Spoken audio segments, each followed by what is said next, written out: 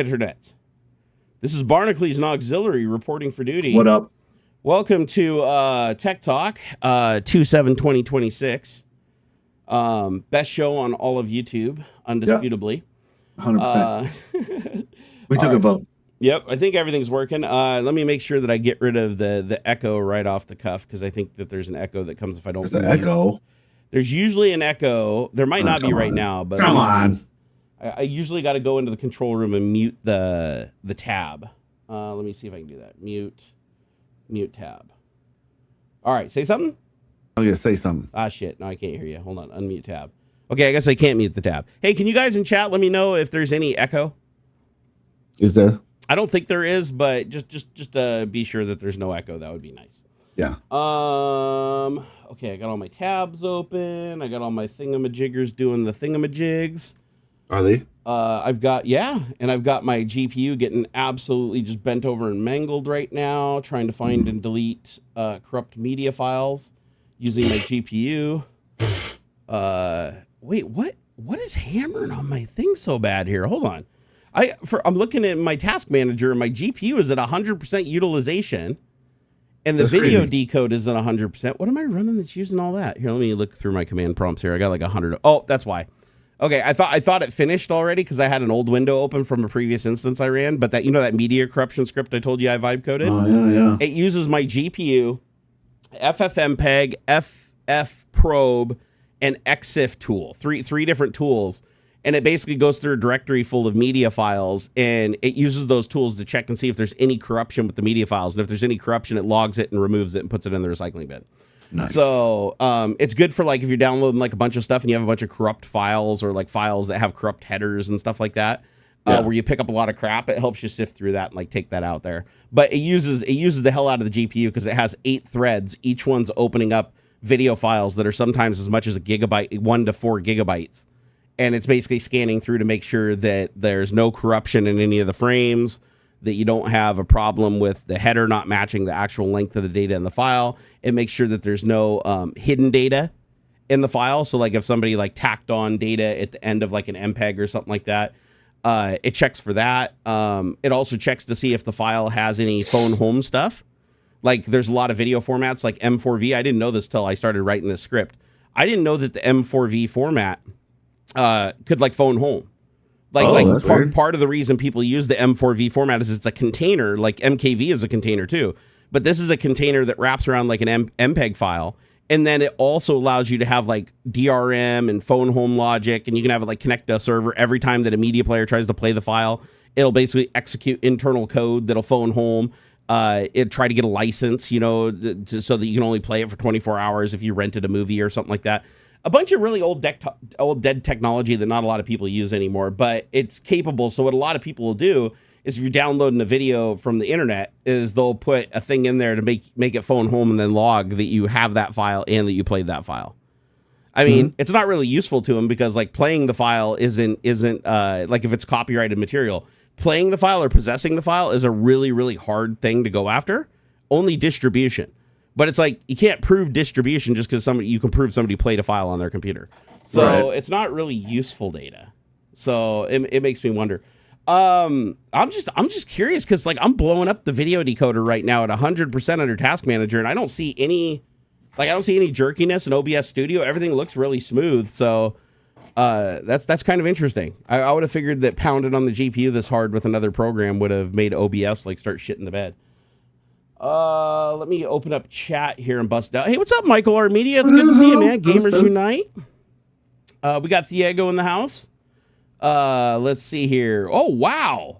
What happened, Blue Varo? Did you just drop a bunch of memberships? Oh, yeah, 10. He gifted 10. Did you by chance see anything pop up on the screen when he did that? No. Okay, so the bot is doing the weird thing again. So I'm going to go tell the bot to join since that clearly didn't work. We tried, though. We tried. It didn't work.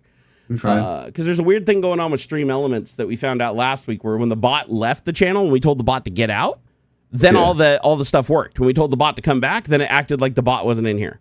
Right. So now maybe they fixed it. Okay, so now it says the bot successfully joined the channel. So now we'll see if the bot ends up saying anything. Here, I think it's called Stream Elements. Stream Elements. Hello.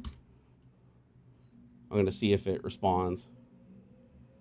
Oh, there is an echo. Everybody is saying there's an echo. Damn whatever. It. They just think that. Let me see if I can fix that echo. Hold on, stand by. All right, so I have you here. Say something again. I was saying stuff. There it is. I got you. There it is. Fixed. Whatever. All fixed. Nothing but complainers all the time. Here's what's weird. So there's 2 audio channels that get added when I add video to OBS.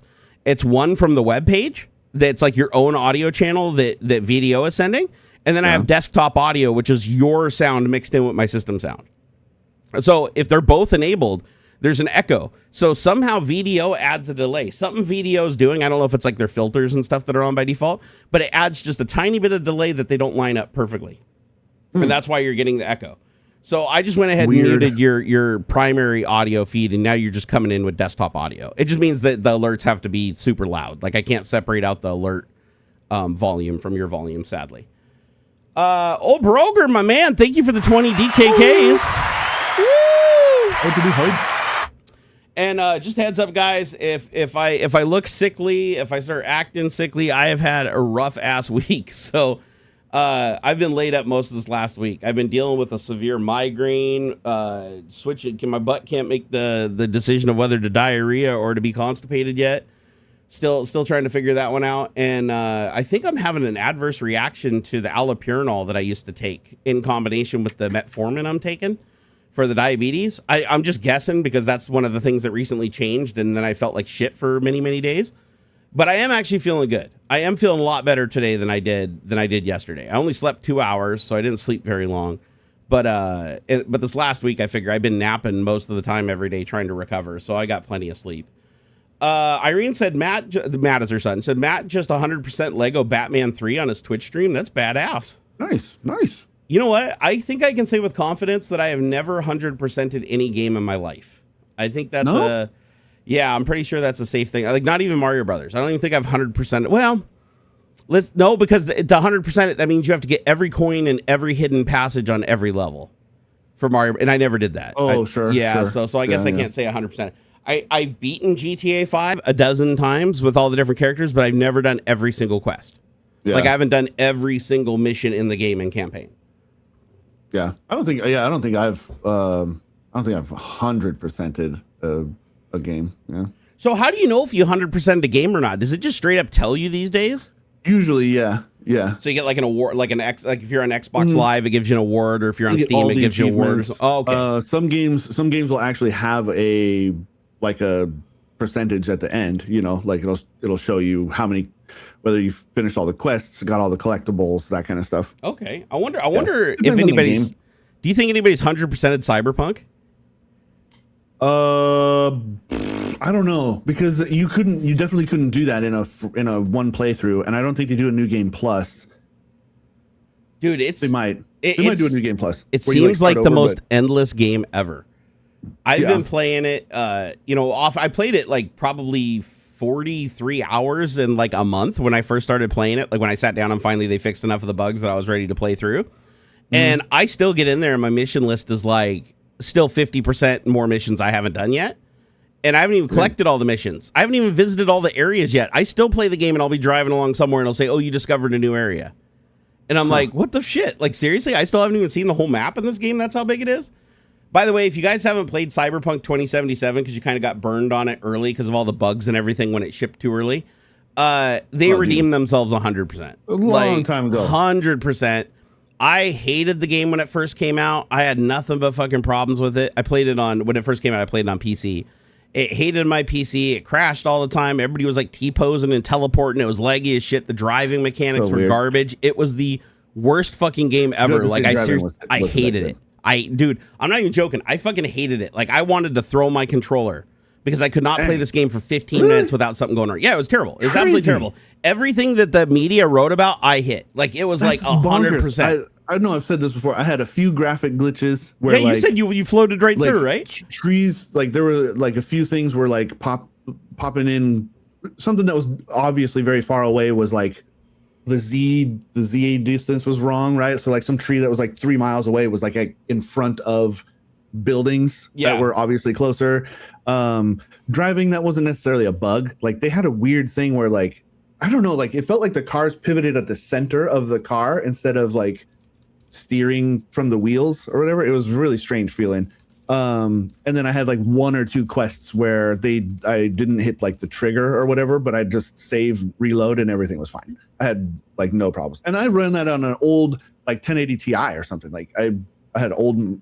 I want to say when I played it, I was on I think it was an RTX 2080. That's what I played it on, and I had nothing but fucking problems. Yeah. The other thing too is it was SLI. Like this is back when I had two 2080s and they were in SLI. That had something to do with so that it. probably had something to do with it being unstable. But the thing is, like every like third character in the game was doing T poses at random. Crazy. I literally saw a cop car driving down the road, and the arms of the cops were sticking out the door because they were standing up and T posing in the car with their legs sticking through the ground. Crazy. And I was like, this is just messed up. This is so fucking messed up.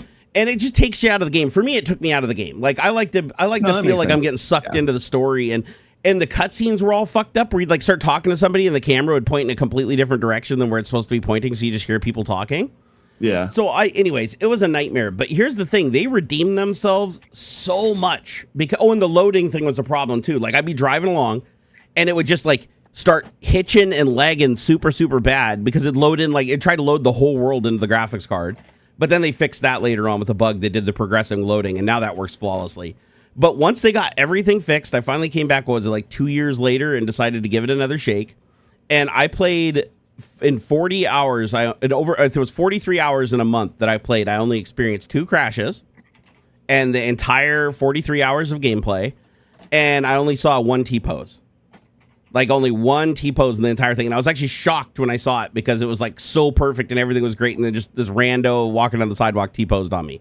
Yeah, I mean, I gotta say though, like some people were like, oh yeah, that was when a lot of games these days release so many bugs. That's true. However, I want to cut CD Projekt Red some slack because their whole history has been third-person action RPGs, right? All they did was Witcher 2, Witcher 3. That's all CD Projekt Red had ever done up to this point.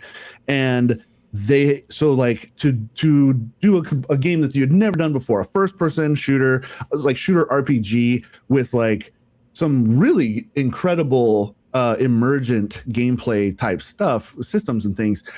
And not to mention they were under the pressure of like outside investment at the time too. They were almost forced to sort of release that game in a state that they probably weren't the happiest with. And there is no doubt they were forced to release early because there isn't nobody. As somebody who worked at a software company, there is nobody that was signed off on that that needs a ship. We're like No Man's Sky, right? Yeah. They had like 6 years or whatever to make their game. It was the only thing they were doing. They built that, like that was their whole focus. I think they had some outside pressure from publishers or whatever too, but they also made big promises that this is a good example of not letting, like you should always have people PR trained before they speak publicly, like, or you get the Peter Molyneux problem where you got guys who have big dreams and they talk real big, and then they don't meet those big promises and stuff, and your game sucks. But No Man's Sky is another good example of like 2 years later, it's a fantastic game. Like they really, and they've done like what I think it's like 8 years old now, No Man's Sky, but they have done so much free content ever since then. Like their launch sucked. The first year of that game sucked, but they really did a good job of like rebuilding their goodwill with the community and stuff like that. I agree with everything you said. The only reason I give them a little bit of a hard time is just knowing that they should. I know they had to. They didn't have a choice. Like at the end of the day, that's the. But if you're somebody spending money on a game, especially premium money like that, and you end up being an alpha tester, that's never a good thing. Yeah, that really like hurt their reputation in the beginning. If they didn't fix it as fast and as hard as they did, like they would have been fucked. Like people wouldn't have trusted them anymore. People would have just been done with them. I'm stoked for their next one, but I know they're working on a direct sequel to Cyberpunk, and I think they have some other project as well that I'm pretty excited for. Dude, I can't wait. It'll be cool. I can't wait. I love Cyberpunk. I'm completely sold on it. I love the gameplay mechanics. It's great. I have to say that it's probably like one of the most unique like gameplays that I've ever experienced in a game. Like the fact that it's like all the good shit in GTA 5. Like I used to ding Cyberpunk for the driving, just ruined it for me. Like I felt like GTA 5 had so much better driving. to be fair, now when I play Cyberpunk, I feel like the sense of speed and how the cars handle and stuff is actually really good. I quite enjoy it. Like I spend a lot of time driving. You know, I'd say after the 2.0 release, they really did a lot of like fundamental changes. I know like they revamped like the skill lists and stuff. They did a humongous update with the 2.0 thing, and it's like tip top. I think I broke I'd something say here. Hold on. Oh no, it's working. Okay, for some reason, X isn't resolving the thumbnail for the stream anymore. Like I did a post and I put a URL in it, and usually it's there. It finally did it. It was just lagging like a mofo. Yeah, I was like, it was just showing the URL. It wasn't doing anything. I was like, what the hell's going on here? Okay, what's going on? I just want to try to post something on Facebook, and now it's saying I'm logged out of Facebook. Why am I logged out of Facebook? Man, I hate Facebook. I wish I didn't have to use Facebook, but I hate X more. So, okay, yeah, save my login info. I'm trying to send out the stream before I forget again. All right, let's see here. Put that in here. If you guys wouldn't mind going and sharing the stream yourself, I sure would appreciate that. Copy that. I'm going to paste that in here, and the YouTube link. Where's the YouTube link at? By the way, how many people here in chat use the multi-clipboard in Windows 11? I'm freaking addicted to that thing, man. I don't know how I ever got away without. I mean, I use that thing probably more than any other tool, including the snipping tool now.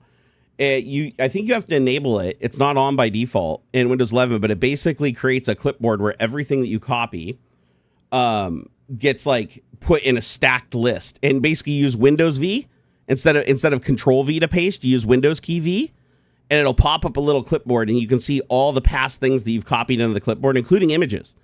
So like if you copy an image or you copy something else, it's like anything that you can copy into the clipboard just gets stacked in there. And it also gives you access to like the emoji menus and stuff. So if you want to paste something, you want to put like emojis around it, you can. But I freaking love this thing. And then the other day I got introduced to a more powerful version. Oh God, what's it called? I just installed. Raycast. Have you heard of a program called Raycast? Nope. So Raycast, it used to be for Linux and Mac OS, and they just got it in beta on Windows recently. And a friend of mine sent me a link to it. And it basically creates a tab like that pops up on your screen when you hold down, like, I think it's Windows key spacebar. Let me see. Is that it? Here, let me see. It's like Windows key spacebar. No, Alt spacebar. Sorry. Alt spacebar. It pops up a thing in the middle of your screen that kind of looks like Apple search. You know, on like OS X, like it'll pop up like a search bar in the middle of the screen when you. So it's like that, but you can open up plugins, and you can even program your own plugins, and there's thousands of plugins, and they're like little plugin store. But it's like everything you can possibly think of. And then there's commands, applications, and AI. So you can tie AI into this too. Like there's a little widget for like doing AI commands where you can say, hey, show me what my IP address is.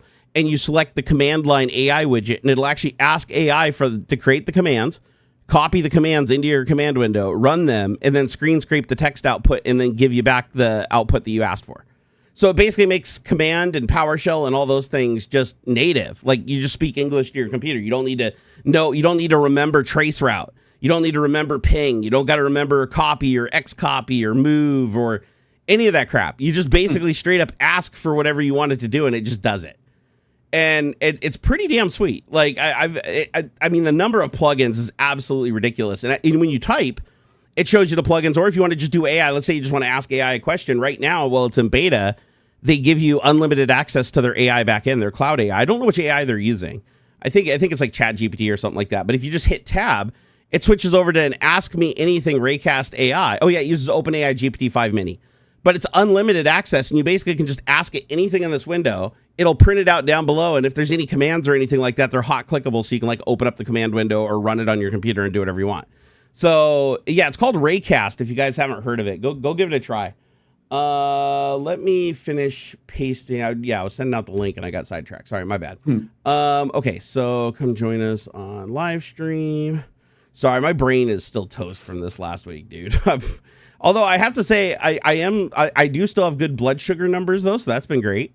So as far as good news goes, this last week sucked for me feeling like shit. But as far as my blood sugar, man, it was like, I want to say I was averaging like a 126, which for somebody that had like a 303 fasting and a 360 after eating, that's amazing. Like they just in a week or two. Well, actually, how long have I been taking metformin? like 2.5 weeks now I've been taking this metformin drug, and it's already like pretty much whipped me into shape. Doctor says he doesn't want to go up in dosage, which is great. So it looks like the lowest dosage that he started me on was perfect and did exactly what it was supposed to. So I don't have to take like the nuclear dosage of the medication, which is nice.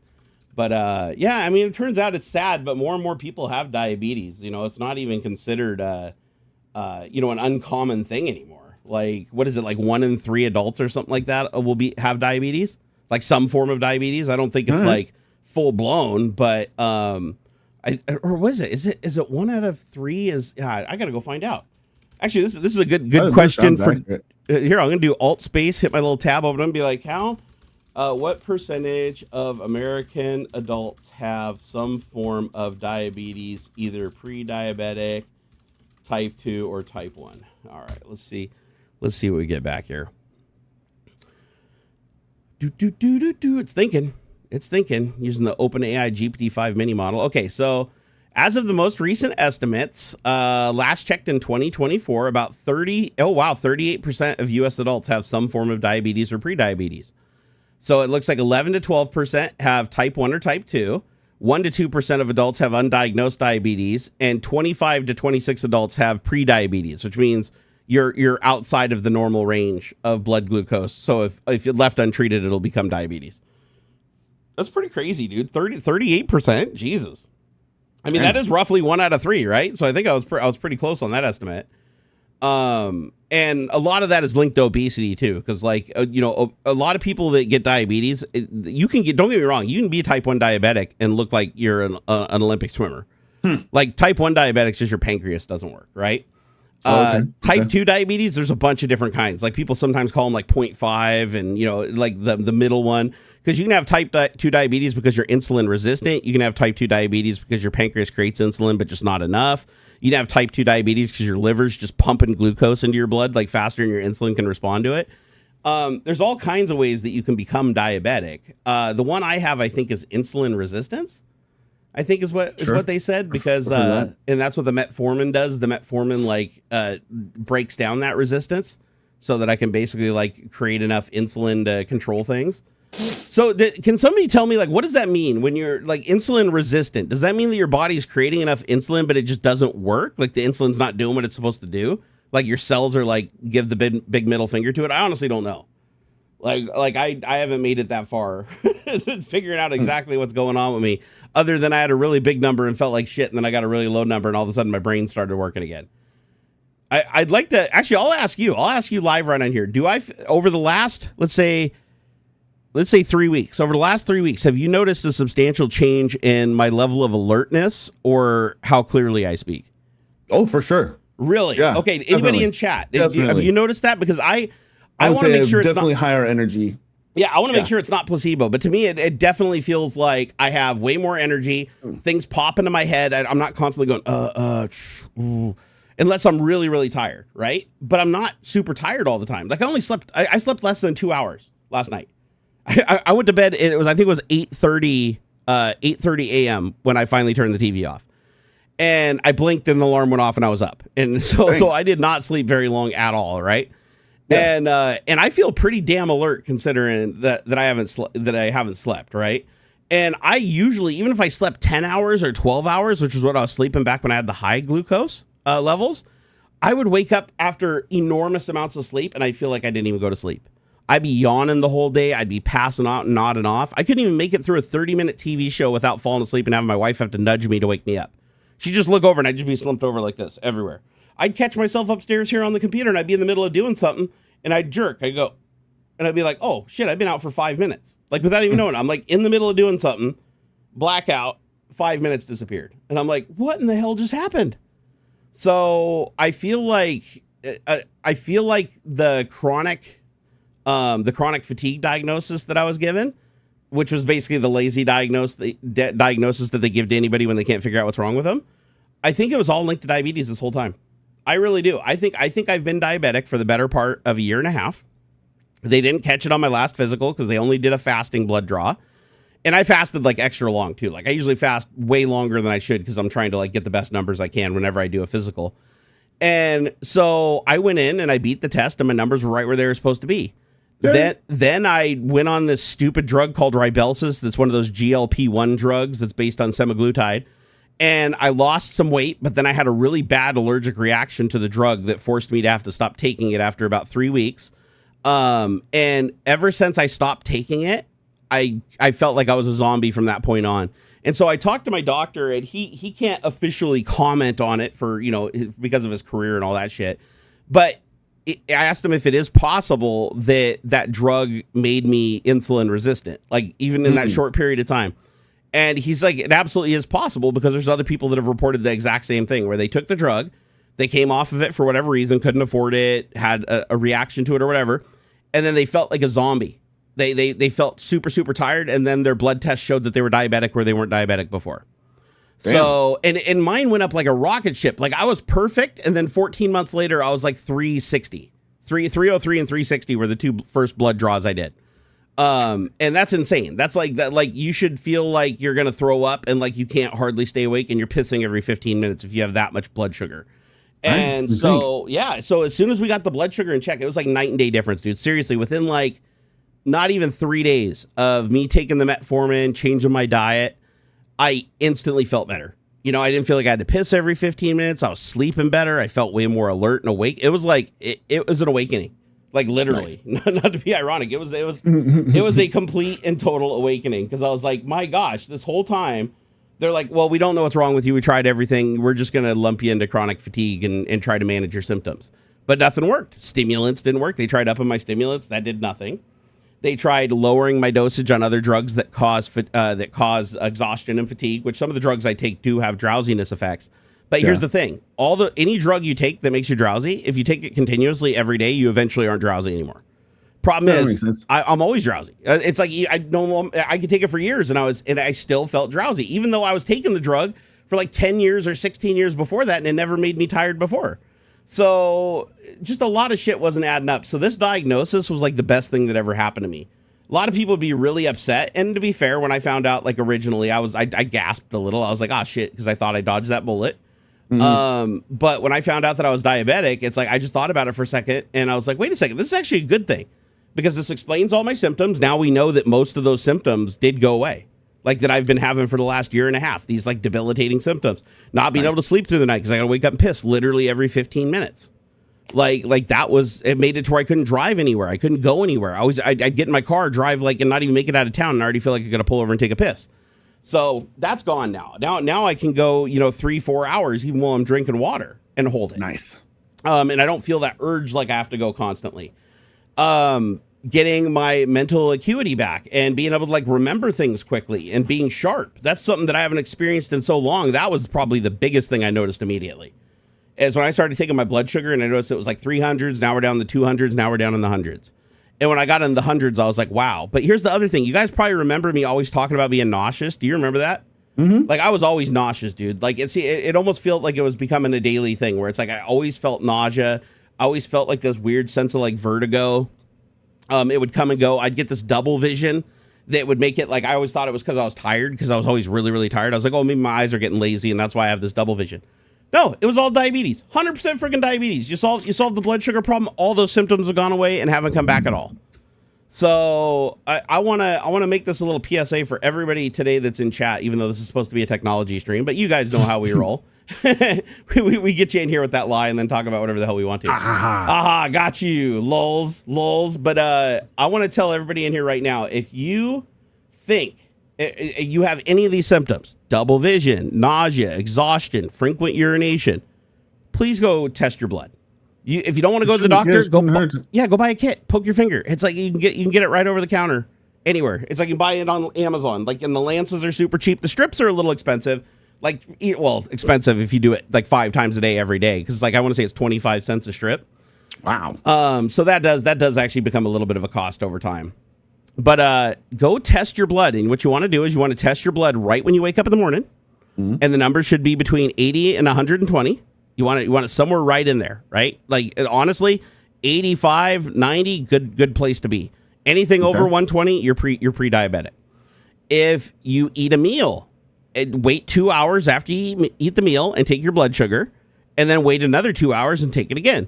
And that'll tell you how fast your body's recovering from the glucose that's in your system from whatever you just ate. Now, that's going to be a different number based on what you eat. But if you have a healthy pancreas, it should be able to hold that number within the boundaries no matter what. So, like, if you take the test, you should be, I think it's, if you're eating, what's the healthy number? I think you can be closer to 120. Let me double check that here real quick. I want to see. Okay, what is a healthy range for blood glucose for an average adult, both fasting and 2 hours after a meal, high in glucose? Or carbs everything turns into glucose at the end of the day. Protein turns into glucose slowly. Carbs turn into glucose fast. Sugar turns into glucose instantly. Okay, so fasting after 8 hours without eating, so eating nothing, 0 calories, the normal range actually should be between 70 and 99. So that's normal. Pre-diabetic is 100 to 125. That's actually good because that means right now I'm pre-diabetic because when I do a fasting blood draw, I'm under 100. I'm under 120 now, so that's great. So I went from full-blown diabetes to pre-diabetic. So that's amazing. Diabetes is anything over 126, and that's across 2 separate tests after 8 hours. Now this is for fasting. This means no food. These are the numbers with no food. Now, if you eat a meal, so about 2 hours after eating a meal, and this is after you start the meal, not after you end the meal. So from your first bite, 2 hours from when you take your first bite of your meal, go take your glucose, and as long as it's less than 140, you're normal.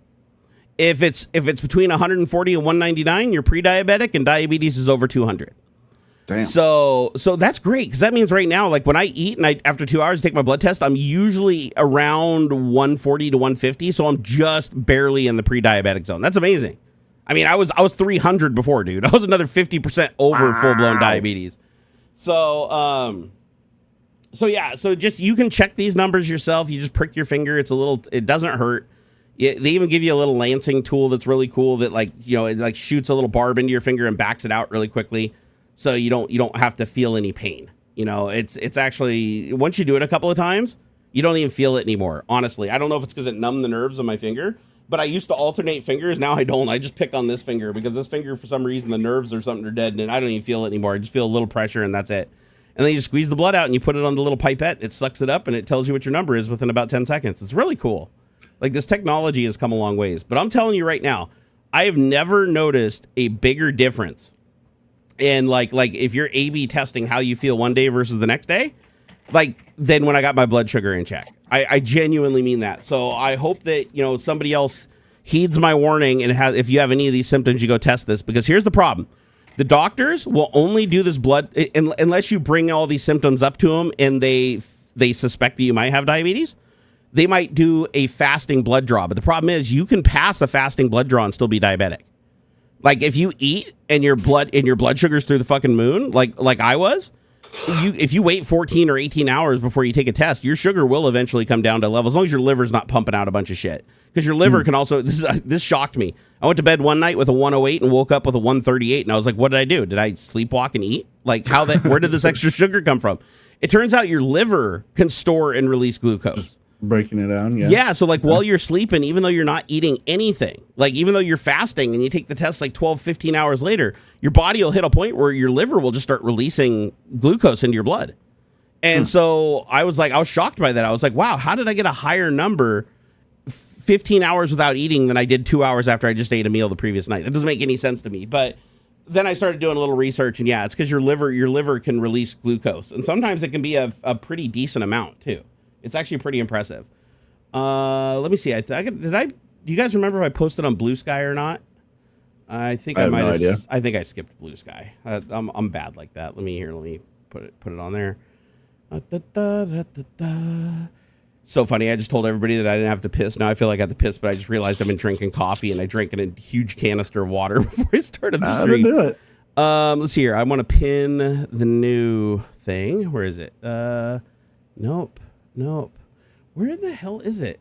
Blue Sky's weird. Sometimes you post, you have to hit refresh a couple times for it to show up. There it is. I got it. Okay, so let me pin that zombie.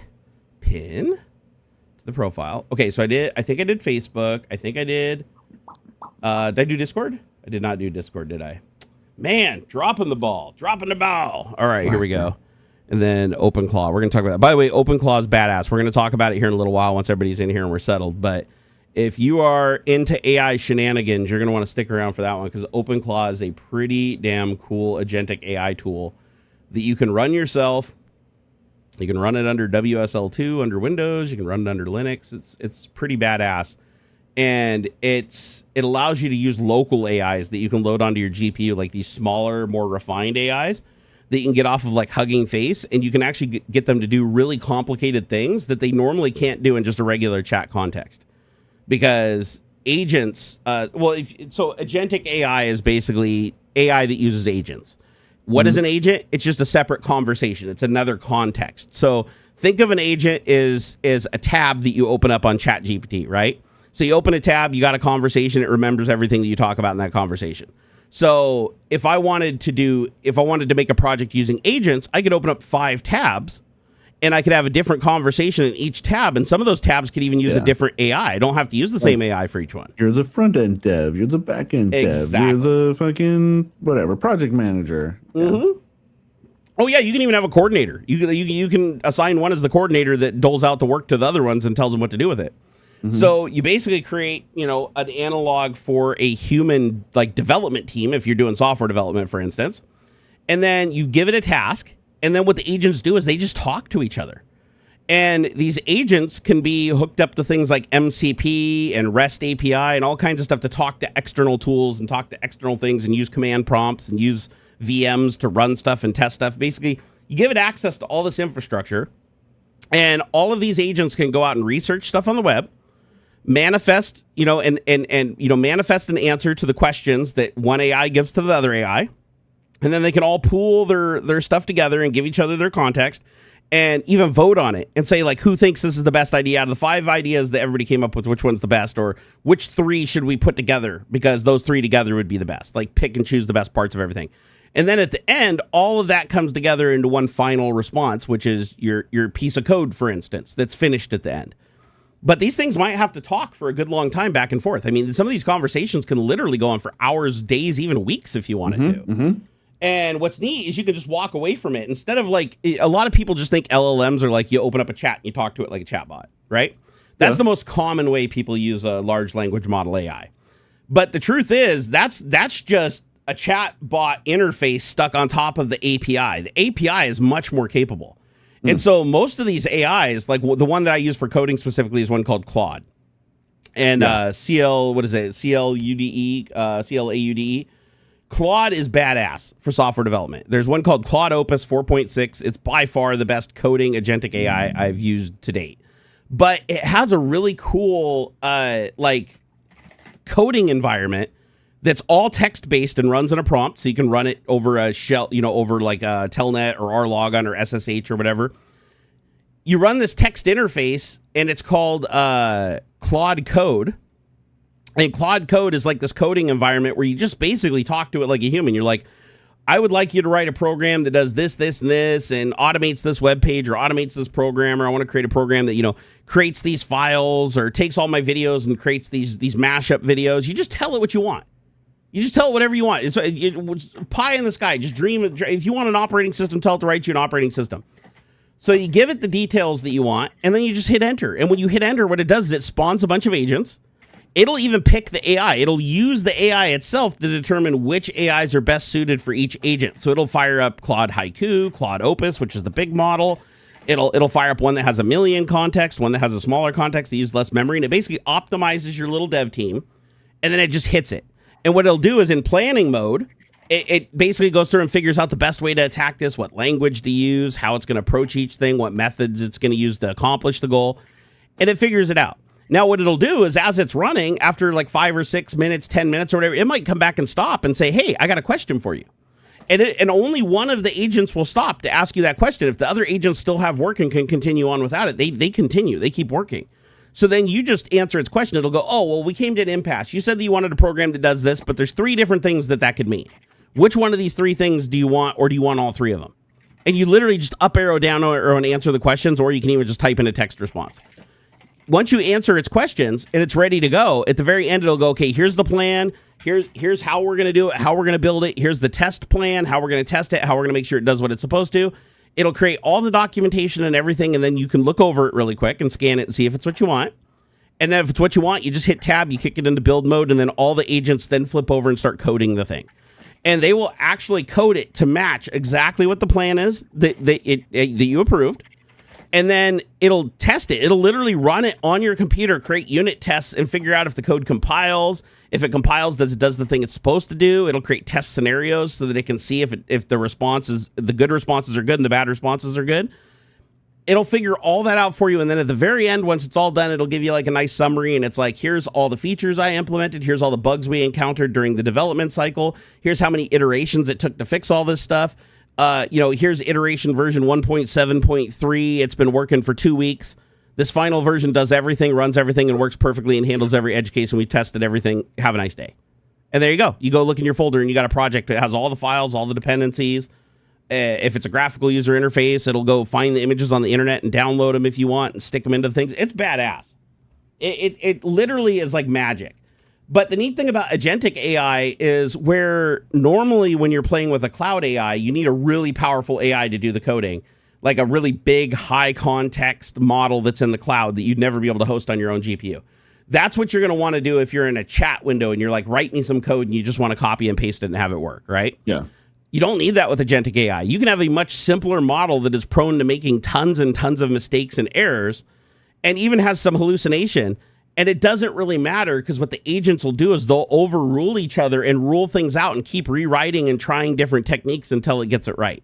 So it might take longer to achieve the goal, but it's still able to go out and search the web and pull data and try new things. And even though it might fail more frequently and everything, now you're running on your local GPU, so you can just go to sleep and let the thing work overnight or work for a week in the background. And then you come back and it'll let you know when your project's done. You can even tell it to notify you. Like you can do stuff, say, hey, send a message to me on Discord or send an SMS message to me. And that's where OpenClaw comes in, actually. And here, do you want to tell me like what little stuff you've done with OpenClaw so far? I haven't got it fully set up yet. So OpenClaw is basically a local agentic AI host. So think of it like a layer. It's a layer between you and the model. It's like a manager almost, right? Because you have like Llama CPP or LM Studio. Those are the things that are hosting the models that you load the models into and you access through either OpenAI API or REST API or whatever. Those are the hosts that host it. What OpenClaw does is it sits on top of it. And OpenClaw supports all these different modules that you can plug into it that give AI access to those things. Like you can give it access to Discord. You can give it access to the command prompts, bash, email, anything. Yeah. And there's other plugins and stuff you can use to get. So like it can actually like almost take over the browser. It can click on stuff and do those sorts of things. There's they call them skills. Yeah, there's lots of different skills. You can access your calendar. You can, I've heard of people going so far as to letting it access like their bank information and stuff like that. You got to be careful though, because it can do damage if you give it too much access. It absolutely can. Yeah, and I've heard some terrible stories of letting it go a little too far. Remember, I've had AI literally delete so much shit off my computer I couldn't recover without recovering from a backup. Where did I put the tab? And that was because I literally told it to code something, and it didn't have the common sense to realize that what I was asking it to do was not destroy the computer, just to clean up files that were unnecessary. But the problem is it ended up indiscriminately targeting files that were absolutely necessary, and then told me that it didn't. So that's the thing you got to be careful with AI. Sometimes AI will fib to you. Sometimes AI will lie to you. But the agentic AI is nice because it democratizes it. So it's a lot harder for it to lie to you because you have to have multiple different AIs with their different contexts all agreeing to lie to you about something. Also, just so people understand, this is one. It's super new. It's only been, I think the guy's just been playing. The guy who has put this out, it's only been, I think, since like September or something of last year. It got real big recently because it's kind of been blowing up. But I only heard about it days ago. It's super insecure. There's all kinds of talk about how it exposes like OAuth keys and all kinds of security stuff. Like it is not like, do not use this as if it's something like important. Yeah, trust it as far as you can throw it. Yeah, especially if you're trying to access it, like access your implementation remotely. There's a lot of tutorials and stuff of how to secure your particular local implementation of it and stuff through like Tailscale and other things like that. But like it's fun inside of like a little sort of a sandbox type environment and things, but I would not like let it have access to anything important. Like I said, some people have been using. It's mine's on a VM right now. I only run it on a VM because I don't trust it outside of a VM. I'm trying to get mine set up on in a container and stuff, and have it talk to a separate container that has the I was gonna go with Olama, but I might pivot over to that one you were telling me about, Jerry. The OSS model. That's the one. Yep. Yeah. Because I don't have that side set up yet either. The model like set up correctly yet either. So, Tech Brew Boss in chat said he used $50 in Claude credits in about 2 days just doing heartbeat checks. Because here's the thing. Yeah, that's it too. So think of Claude is basically automation for the AI itself. Yeah. So you know how the agents talk to each other? That's why I'd say do a local model. Yeah, because with a local model, at least you don't have to worry about the overrunning and the costs, right? It's your hardware at that Exactly. You're just eating up power and that's it. Because this thing, what it'll do is it is constantly querying the AI. Constantly. Because the context of the conversation might be, let's say you wanted to give you the weather every day, right? So that's going to be multiple prompts that an agent's going to have to spin up, figure out where the best place to get the weather is from, create a skill for getting the weather if it doesn't already exist. By the way, it can also create its own skills. That's what's crazy. Is if a skill doesn't already exist that you download and install into it, you can just ask it to create a skill and it'll just do it. So my neighbor had the great idea because he wanted to push this thing to the limit. He decided to ask OpenClaw to every day, if you have time, so if you have time between other queries, low priority, I want you to use that time once a day to create a new unique skill that does something useful. That's all he said. He didn't give it anything more than that. And so every day I'm getting messages from him on Discord where he's sending me screenshots of the skills that it's creating. And it's creating like Discord bots because it realized that he had Discord and he noticed what servers he was on and he knew what servers he was mod on. So it just created a bot and put the bot in those channels and then started having that bot interact with the channels. So like the skill was now online. Like he just said, hey, create something that's like, oh, I'm going to create a Discord bot and it's going to talk to your users. Now that could be dangerous, right? Because if you did that on a server that had a bunch of people, it could go on there and people could start talking to that bot and asking them questions. It could go to the AI and start pulling data out of your files and giving it to them, right? Because if you create a bot and that bot is backed by an agent that's asking an AI something and that AI has access to all your files, all you have to do is convince that bot to run a prompt, basically a prompt injection. And then once it runs that prompt and it gets that back, it can kick it back to you, and that'd be an attack vector where you could screw with somebody. So again, you have to be very careful with how you implement like new skills that it creates. Like you do need to vet them. You do need to make sure that it doesn't have access to something that you don't want it to have access to.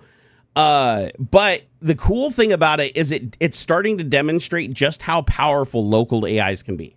Yeah. Because we already know about the huge, the terabyte AIs that are loaded into these huge racks of NVIDIA GPUs. Yeah. That can do like these amazing things, right? And you can use these CLIs like, OpenCode is a really good one. Claude Code, Visual Studio with Klein installed. These are all like mechanisms you can use to use a tool-enabled AI, either local or in the cloud, to do really complex like coding tasks, right? And it does such a better job than just going to like a chat engine and saying, write me code and then copy and pasting it back and forth into the files. It is like a completely different experience. But when you have something like OpenClaw running, it can do that without you even there. It can drive Visual Studio if it wants. It can drive the browser and go find a website. You could even tell this thing if you wanted to. Like this is how granular it is. It's like a manager that does what it figures out how to do whatever you ask it to do. Like it will find a way. So you could even ask it, like, just go find cool new websites that have pictures of these certain types of cats. And it will actually go out and find those websites, and then it'll create a skill that extracts the images from those websites and creates like a media library for you, and then notifies you when the media library is updated, or even sends you emails with new attachments of the images that it found on these websites, and along with the information where it found it and where it scraped it from and everything. You could even tell it, create a skill that takes all my images off my hard drive and uploads them to random image sites on the internet. It will actually go find Imager, create an account, Try to create an account, try to log in, try to upload that shit. If you already have an account, it'll just use the account already logged in and upload that shit. So you do have to be really, really careful with what you ask it, because if you're too vague, it can take liberties. So you want to be like really, really specific with it, unless you've got it in a sandboxed environment. And even if you have it in a sandboxed environment, it's like that still doesn't mean that it can't do damage, right? Like if you start giving it access to, API keys for Discord, and you start setting up all your little things, it could do some bad stuff. Just the basics of like, it has like, it can have full system access, like read write permissions, it can type shell scripts and stuff, like all kinds of things. And again, like that can be super dangerous if you're not like part of the flow, you know what I mean? If you just let it go and do whatever. And this is true with any sort of, there are other ways of implementing like agentic sort of things. This just kind of made it simpler. And yeah, dude, it's you want to have, you want the human on the button, and you don't want Skynet making nuclear decisions, you know what I mean? So it's really fun, really cool. Keep it locked up and don't give it, anything important. Absolutely. But it's a good demonstration of what happens when you create a loose interface around AI and let AI do all the heavy lifting. Yeah. I want to get, you were mentioned earlier about Claude Opus 4.6 or whatever, something like that. It's amazing. The newest one. Along with that is their Codex thing, and that's supposed to be mildly agentic as well, and I'm really curious to try that out. Wait, what is it? The Codex? Yeah, Codex. Oh, is that like their GUI thing? Oh, this is OpenAI's. This isn't Claude's. I'm sorry, but they kind of came out at the same time.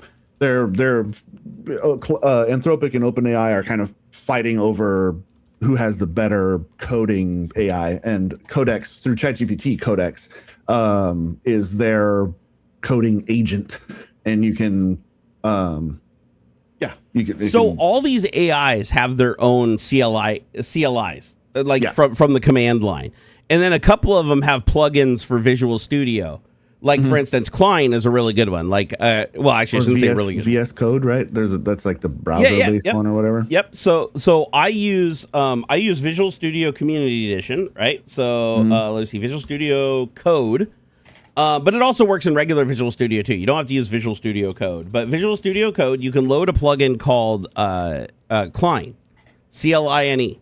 And there's a couple different ones. There's one called Continue. I haven't tried that one yet, but Klein supports HiCap AI, which is my AI provider that I use. Uh-huh. And so what you do is you basically go into Klein, you add it as a module inside of Visual Studio, and it adds a bar to the side of Visual Studio that's basically a chat interface for AI.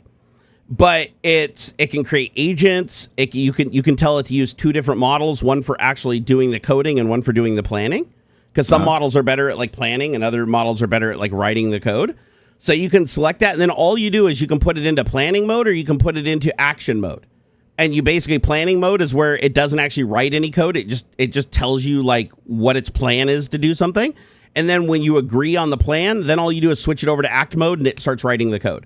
But the cool thing is in Visual Studio, it completely automates Visual Studio. So if I say, hey, write me a program and I want it in this language, or I want it to run on this platform, and I've got a folder with images in it that you can use for icons and stuff. You don't even have to tell it which icon to use where. It can figure that out with Vision if you have a Vision-enabled model, because you can upload those images and it can look at them physically and figure out which ones it wants to use.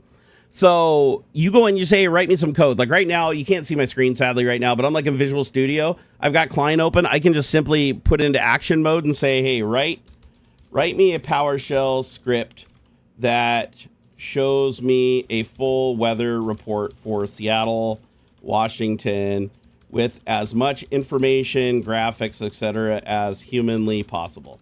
I'm just going to say that. And I'm not even going to do planning mode. I'm just going to skip it and go straight to action, meaning that whatever it wants to do, it can just go ahead and start doing it. Oh, and I'm also going to say, go ahead, let's hear, go ahead and find some graphics online to include and other resources to, or actually, I'll have it write a GUI. I'll say, here, write me a GUI app for Windows 11 that shows me the weather using cool graphics that you find on the web to represent the weather states, etc. Go ahead and create this project in /temp/weather, and break it out into as many files and folders as are necessary to keep things neat and dynamic. And I'm not going to do anything else. I'm just going to say act. Just go straight ahead. So I'll just go do this. And then what it does is it opens up a task, and it creates a task, and even shows you like the dollar amount. Like if it knows how much it costs per token for the AI you're using, it'll actually tell you like how much money it's using and roughly an estimate of how long it'll take to create the thing. So right now it's like, yep, I'm planning out the weather thing. It says, okay, I'm choosing Python, and we're going to call it Open Weather Map. And it's going to have multiple files, main PY requirements. It's going to have a config folder with settings.py. It's going to have a GUI folder with all the GUI interface Python. It's going to have the services folder with the service background stuff. It's creating utilities, assets, icons. And right now it's writing code line by line into Visual Studio. But what's really freaking cool about this damn thing is you just let it work. You just sit here and let it work, and it'll actually go run the code. When it's done, it'll run the code. It'll pop up on the screen. It'll look at that and see if it did the right thing. It'll look at the fields and make sure that like the data it's showing is what should be showing and that there's no errors that occurred. If errors occurred, then it'll go back, look at the code, make the changes, insert those changes line by line without rewriting the whole code.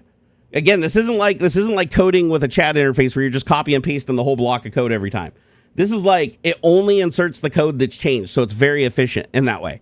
So then it goes through it. Yeah, it puts all the little inserts. It'll run again. And then once it gets to a point where it ran it and it passed all the checks and it passed all the tests, then it'll say that it's done. And then it'll give you instructions on how to run the program.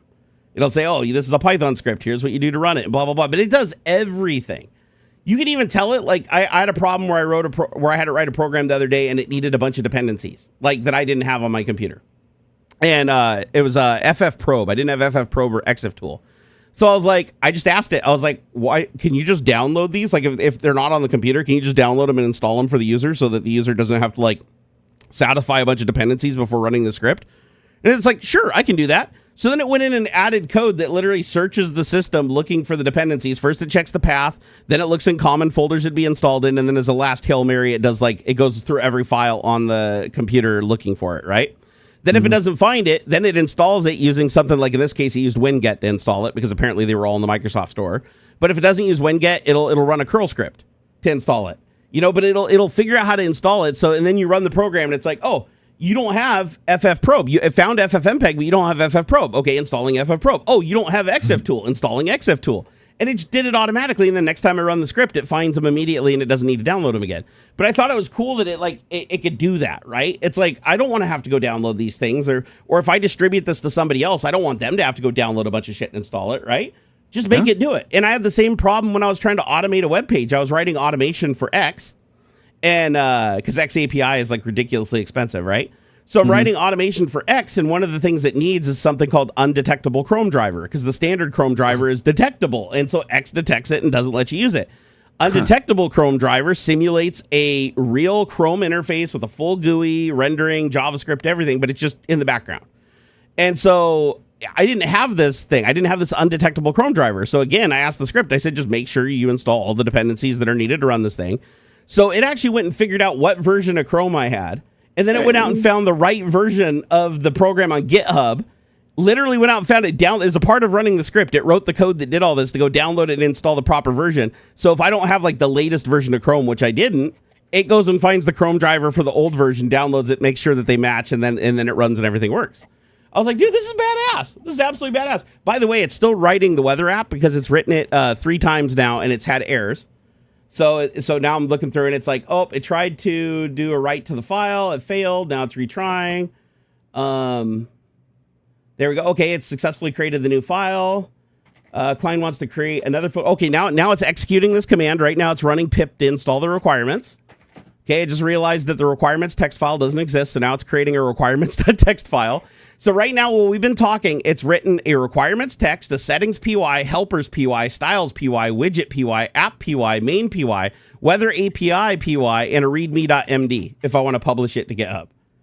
So it didn't just create one file. Like I said, it's not like the chat context where you're like, write me a code and you just copy it and just bring that shit over and paste it. It's creating an entire project with all the files. Now it says it's pending. So now it's going in there. It's trying to run the program. So it's asking me. It says we're ready to run the program. So it says the command it's going to run is cd temp weather and then run python main.py. Do you approve this? Yes. Run command. Okay. It says Python cannot open the file. No such file or directory. What? It just said it created it. Or do I got to save it? Hold on. I might have to save the files. I forgot. Like if you don't save them and they just opens it, creates a new file, they don't save. All right, there we go. Let me go see if this works now. So if I go into temp weather, yep, there's all the files. Python main.py. Let's see what happens. Okay. Oh, yep, just fired right up. So a GUI window pops up in the center of my screen. It says Weather Station. It says Weather Station Setup. To use this app, you will need, it says you need a free Open Weather Map API key. Go to openweathermap.org, user sign up, create a free account, go to API keys in your profile, copy the API key and paste it below, and then click Start Weather App. Well, I don't have an API, so I'm going to close that, and I'm going to go back and give it another row. I'm going to say, I don't have an API key that this requires, so I want you to only use sources that don't require any API keys and are totally public. Even if you have to scrape it from existing sites. So I'm like, listen, you can't do that. Now, in planning mode, it would have told me that ahead of time before coding all that, and I could have said, no, I don't want to use an API key. Okay, so now it said, okay, it's going to switch. Now it's going to switch it to WTTR.in and use something called Open Metro that requires no API key, and now it's rewriting weather.api, it's rewriting settings py, it's updating app.py, and then after it's done and installing dependencies, it says it's good to go. So, I mean, this shit's cool, man. This is like...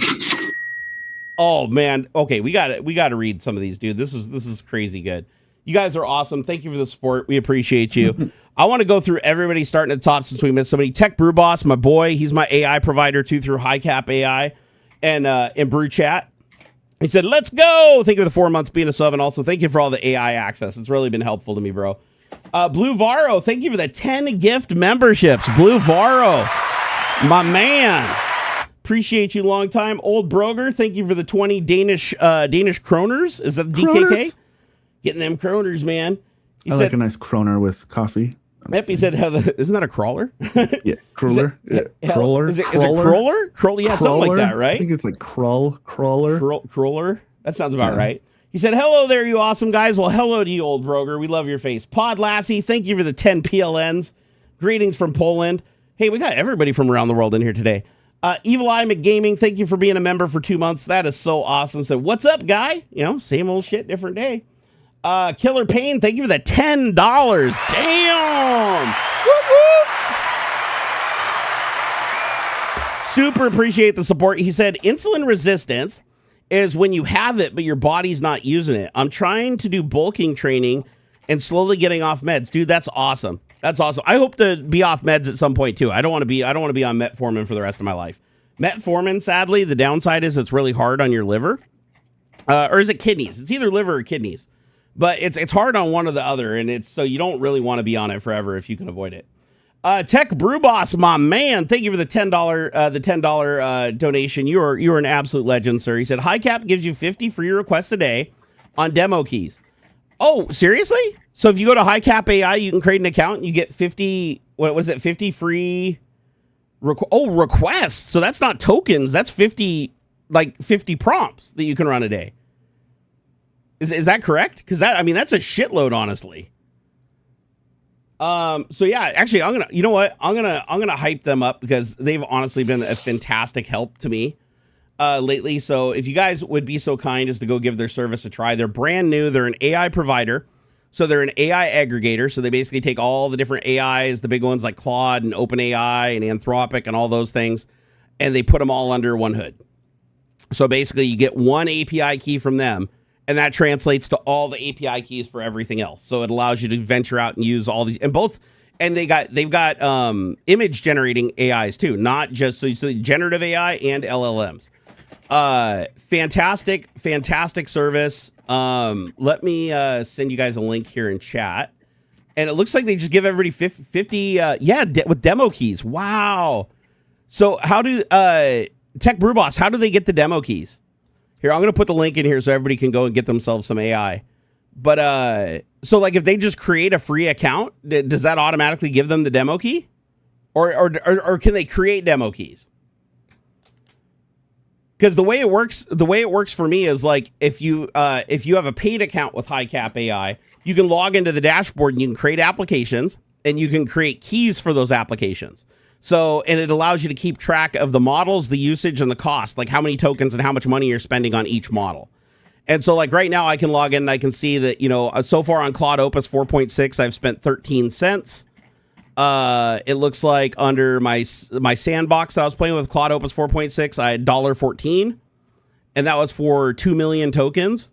That can't be right. No, there's no way that's right. I don't know. Did I just find a bug, Tech Brew Boss? Because there's no freaking way that 2 million tokens was $1.14. Is that like my bro? Is that my bro rate while I'm helping you guys do some testing and stuff? Because that's insane if that's true. Oh, the demo app is your first key made. Oh, okay. Okay. So guys, if you go to HighCap AI, create a free account, create a demo application, and then under the demo application, create your demo key, and then that's your key that you can use for all their AIs. So, and you get 50 requests a day. That's actually really good because you can do a lot with 50 prompts. 50 prompts is a lot because that's like putting in your full prompt, putting enter, getting the full response back. That includes like all the code and stuff that could possibly come back for that. And then you sending another prompt and then getting another response, getting another prompt. You do that 50 times. That's insane. That is correct. Really? For some reason, I thought Claude Opus was super duper expensive. That's actually really cheap. $1.14 for 2 million tokens? That seems super duper cheap to me. I don't know why. How in the hell did I? Okay, so the other night I was using Tech Brew Boss's Claude account directly, not going through their API. They must get a really good deal through their API. Because when I was using Claude Direct, I burned up, what was it, $14 in an hour and a half using Agentic AI to like write code. Now, granted, the code it wrote was magnificent. Like it literally was taking like 15, 20 minutes. All the agents were doing stuff, running stuff, testing, going back and forth for a very, very long time. That's in credits, bro. Not USD. Oh, shit. So, okay, I saw the dollar sign. So I thought that when I did the /cost, I thought the dollar sign meant, I was like, I was worried. I thought I was like burning through all your account. I was like, holy shit. Because he had like 30 some dollars in this account. And I was like, I already burned through 14 of it in an hour and a half. I felt terrible. Okay, so that was credits, not USD. Okay. Holy shit. I was worried, dude. I thought I was, okay, so I guess Claude Opus actually isn't that expensive at all to run then. Oh, that's a load off. Actually, just to give you an idea of how cheap AI is from the perspective, like what you get for what you pay. My neighbor who's been playing with OpenClaw, he hooked it up to Claude in the cloud. He used local AIs at first, but then he hooked it up to Claude and let it run for 2 days. And he has a $200 plan with Claude. So $200 business account per month. And that allows him to do, you know, so many tokens within a period of time. And then it resets every couple of hours. And then there's like a total tokens for the entire month. He hasn't even used like 8% of the total tokens on his account, just letting OpenClaw just pound multiple agents 24/7. And so realistically, if he just lets that thing run like that every single day, he won't even use a quarter of his credits. So a $50 plan would be enough to allow OpenClaw to do just multiple agents just pounding it nonstop 24/7, basically. Hey, Pod Lassie, thank you for the 5 PLN. Super appreciate that. Yeah. Well, go back. Dante Keller gave it $20. He says, hey, no I picked up way. the Earthworks and the HD 659 headphones. The SM7B is a good mic, but Adam was not wrong. People noticed the difference. The headphones also a much needed setup. Oh, dude, Don Kellogg getting the upgrades over there. So, yeah, he picked up the Earthworks. That's fantastic. You got the same Earthworks microphone as we do now? Whoa. Did you notice how heavy it was when you took it out of the box? Dude, that's like, the first thing I noticed. It's like 8 pounds. It is. It's like you look at it and you're like, is this made out of beryllium? Like, what the hell? Yeah, it's a solid. It's got to be stainless steel. It has to be. Heft has got to be steel. This like thing, aluminum, it'd be 2.5 pounds or something. It'd be nothing. I remember picking this up out of the box and I was like, my brain was. It was like, have you ever held like a bar of gold, like a small bar of gold? Oh, dude, that's so funny to me. You see these movies, right? Where like dudes will pick up like a bar. So like a proper bar of gold is about 1 foot long. And I think it's like 3.5 inches high. They weigh like 75 pounds. And it's like this. It's like, it's a foot. It's 1 foot long. So it's about like this and about 3 inches high. And they weigh like 75, 80 pounds. And you see these guys just throwing them around like it's nothing. Gold is outrageously dense. It is. And it's still not the heaviest metal. Isn't the heaviest metal like Oh, they got wicked heavy stuff. Oh, there's like a weird exotic metal that's way heavier. Tungsten's wicked dense. Yeah, tungsten's super heavy. What? Lead, of course. That kind of stuff. What? Here, come on, dude. Rocks. There's all kinds of rocks that are wicked heavy. I'm gonna see what are the top heaviest metals. I am actually curious about this one because I want to say there's a metal that's exotic that's way heavier than gold. Sure. Well, like you were saying, like beryllium or something, right? Yeah, I think beryllium's actually light. For some reason, okay. So you know that movie Galaxy Quest? So they stop at a planet to pick up a beryllium spear because that's apparently what powers their ship. And you watch them roll it around, and it looks like it's a piece of foam. Yeah, and I remember watching. Right? Yeah, it actually is. Like beryllium is super duper light, and I didn't know that. So I was like, I'm watching it, and I thought because I think I was getting it confused with what's the other metal? It's like uranium. Uranium is incredibly dense and heavy. Oh, I bet. Right? Yeah. So what is the weight in pounds? Gold is the heaviest? That can't be. No, gold is definitely not the heaviest. Let me see here if I can find it. Just like wouldn't like depleted uranium be really dense and hefty? Like that's why they use it in like tank shells and stuff. Yep. So the exotic one that I was thinking of is Oganesian, OG, atomic mass 294. Sounds made up. Let's see here. Rutherfordium. What the fuck is that? I never even heard of that. It's probably hallucinating on me. Here, you know what? I'm gonna go actually ask an AI that's not dumb as shit. let me go here. Okay. Give me a list of the top 5 osmium, heaviest metals. People are saying osmium. Osmium, that's it. Osmium is heavier than gold. That was the one I was actually thinking of. Okay, so the 5 top heaviest metals: osmium, followed by iridium, followed by platinum, followed by rhenium, and followed by neptunium. Okay, top 10. I want to see where gold is. I thought gold was higher on that list. Okay, wow, gold is like 1, 2, 3, 4, 5, 6, 7. Gold is the 7th heaviest metal. Plutonium is heavier than gold. Neptunium, rhenium, platinum, iridium, and osmium. But then after gold, the metal right after gold is tungsten. So tungsten's heavier than lead. So is uranium and tantalum. I don't know what tantalum is. But yeah, uranium and tungsten are lighter than gold, but not by much. But I didn't know tungsten was heavier than lead. So you're saying like a lead brick? Because I picked up a lead brick. A lead brick is heavy as shit. Lead's pretty heavy. So and tungsten is heavier than lead. So how much heavier? Yeah. Tungsten's got to be way denser than lead per cubic foot. I'll say how much heavier per cubic foot is tungsten? Compared to gold and lead. And what's that? What is the? I think do they still use tungsten for the weights and measures? They do. Cube? They do because it doesn't oxidize. I thought they might have changed it to something else in the last. I don't know. It was in like 2012 or something. I thought, or I just watched a video on this the other day. A couple things. They made like a perfect sphere out of something like a decade ago. Silica. That's a silica sphere. Okay. Yeah, the most roundest object in the world. And then they recently, again, in a general sort of relative recent thing, they made a new cube for the gram, like the official gram cube, because it's like a centimeter cube. And that's supposed to be was it tungsten or did they come up with something new? I know the old ones were tungsten because I just watched a video on YouTube the other day in Europe where they have the little weights stored in vacuum chambers in a vault. Yeah. And then they pull them out like once a year and they take them out and like inspect them and clean them and stuff. Yeah. There's because it's the French. The French handle the international standard weights and measures standards. And dude, yeah, there's like you want to hear something crazy? You want to hear something crazy? So I asked just because I wanted to visualize it, right? So I was like, a 1 foot cube. So a foot by a foot by a foot of these metals. This is how much it weighs. So a lead cube, or actually, wait, how much did I say? Okay, I said, how much heavier per cubic foot is tungsten compared to gold and lead? Tungsten is 1,201 pound per cubic foot. That's over 1,000 pounds for a 1 foot solid cube of tungsten. Wow. Gold is only slightly heavier at 1,206 pounds. So 5 pounds heavier per square foot. Lead is 708. That's how much more dense gold and tungsten are. Lead. So if you had a cubic foot of lead, it's 708 pounds. If you have a cubic foot of tungsten, it's 1,201. Bro, that's insane. That's almost 500 pounds difference.